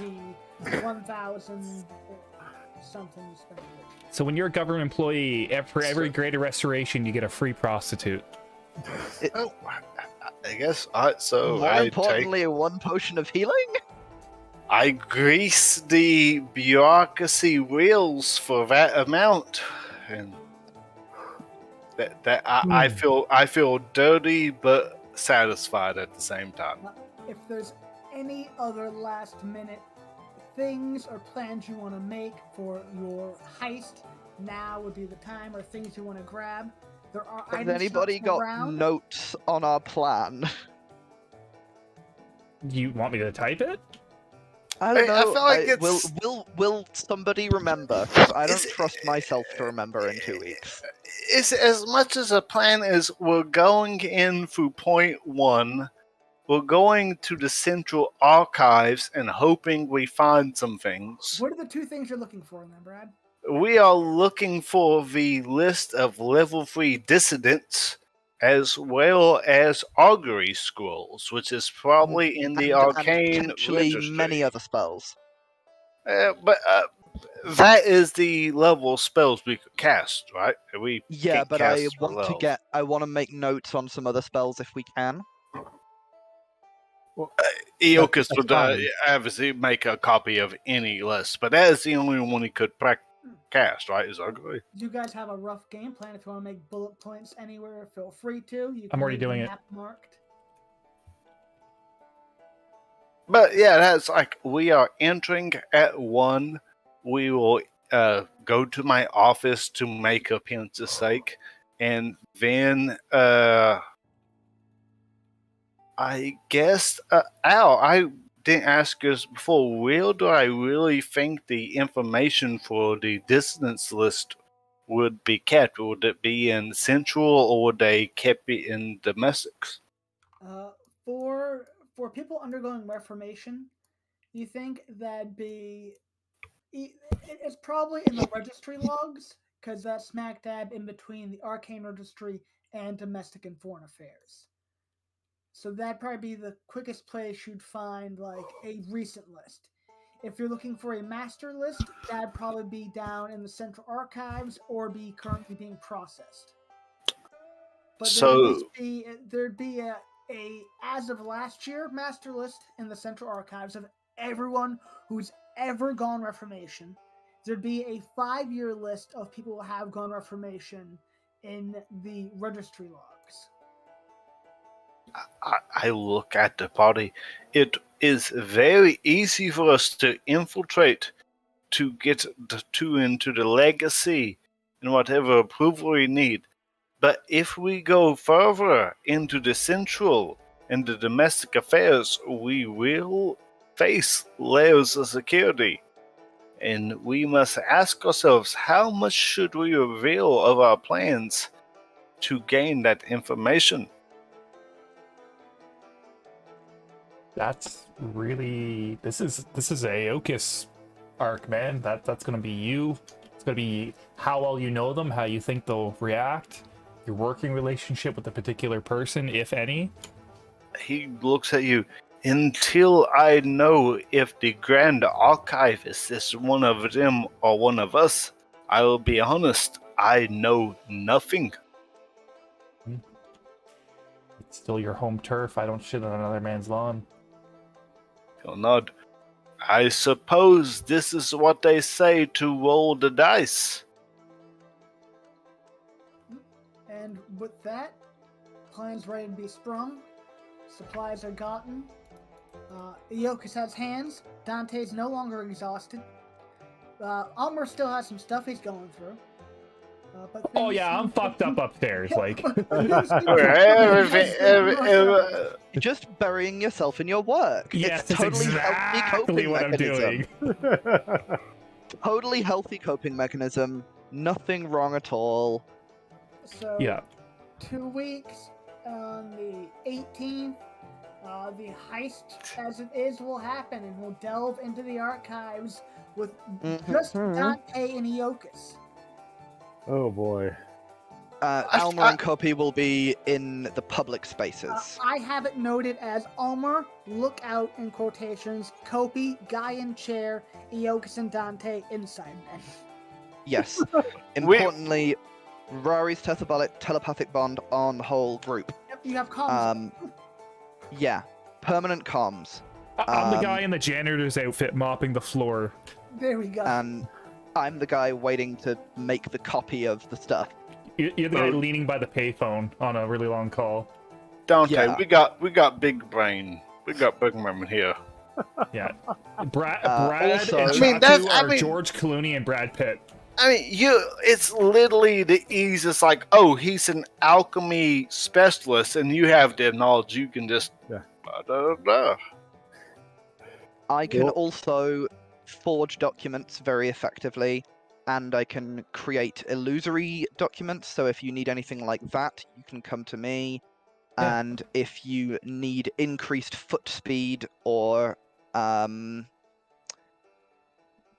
no, that's about as much as I can do for you. Hey, Yeah. Brad, can you roll me 2 D100s for no reason before we go? Yeah, for no reason at all.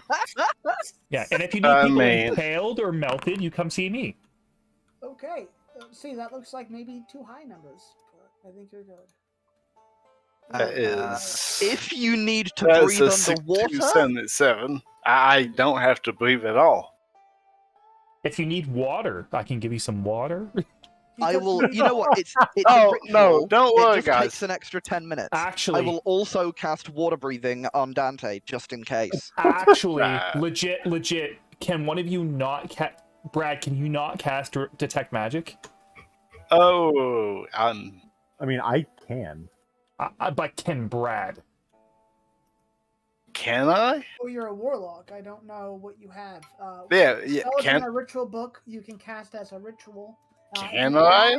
If you want to No, buy a detect no. magic scroll What? and have it transferred over into your No, ritual no, book. no. The No, reason I'm asking is because no, I cannot. I can give you Okay. I can give you the ability to cast detect magic.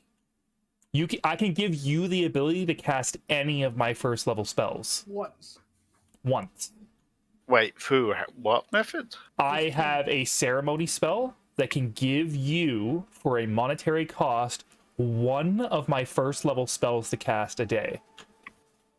So you can either Okay. create or destroy water, you can cast a ray of sickness, you can false life yourself, you can detect magic, you can bless, or you can oblige someone to dance. I mean, bless and create water is the ones that came in my mind. Because, I mean, hey, water. Always a good choice. I mean, someone's casting a spell at you and they covered in water. They're not casting spells no more, are That's not true. You could just cast through they? water. Hey, remember, was my rattling Oh, fuck. Quelk? Quelk, the shitbag on the Oh. wizard head? Oh my god. It was effective. Yeah, Bags but in this the is head. this is just like a barrel of instant water. It's not I like mean, unlimited you water. put a bag of shit on someone's head, they not casting spells. All right, Brad, let me know what spell you want. I'll deduct 50 gold. Well, unfortunately, I'm gonna have to get going. I'm getting kind of tired. Goodbye. Yeah, man. Oh, yeah, good night, man. I need to go and make a food I happen. got poop. Right, bye. I will see you all next week for a maybe something, maybe? Yep, possibly, most Yeah, likely. I'm sorry. Cool. Bye. I will see you soon.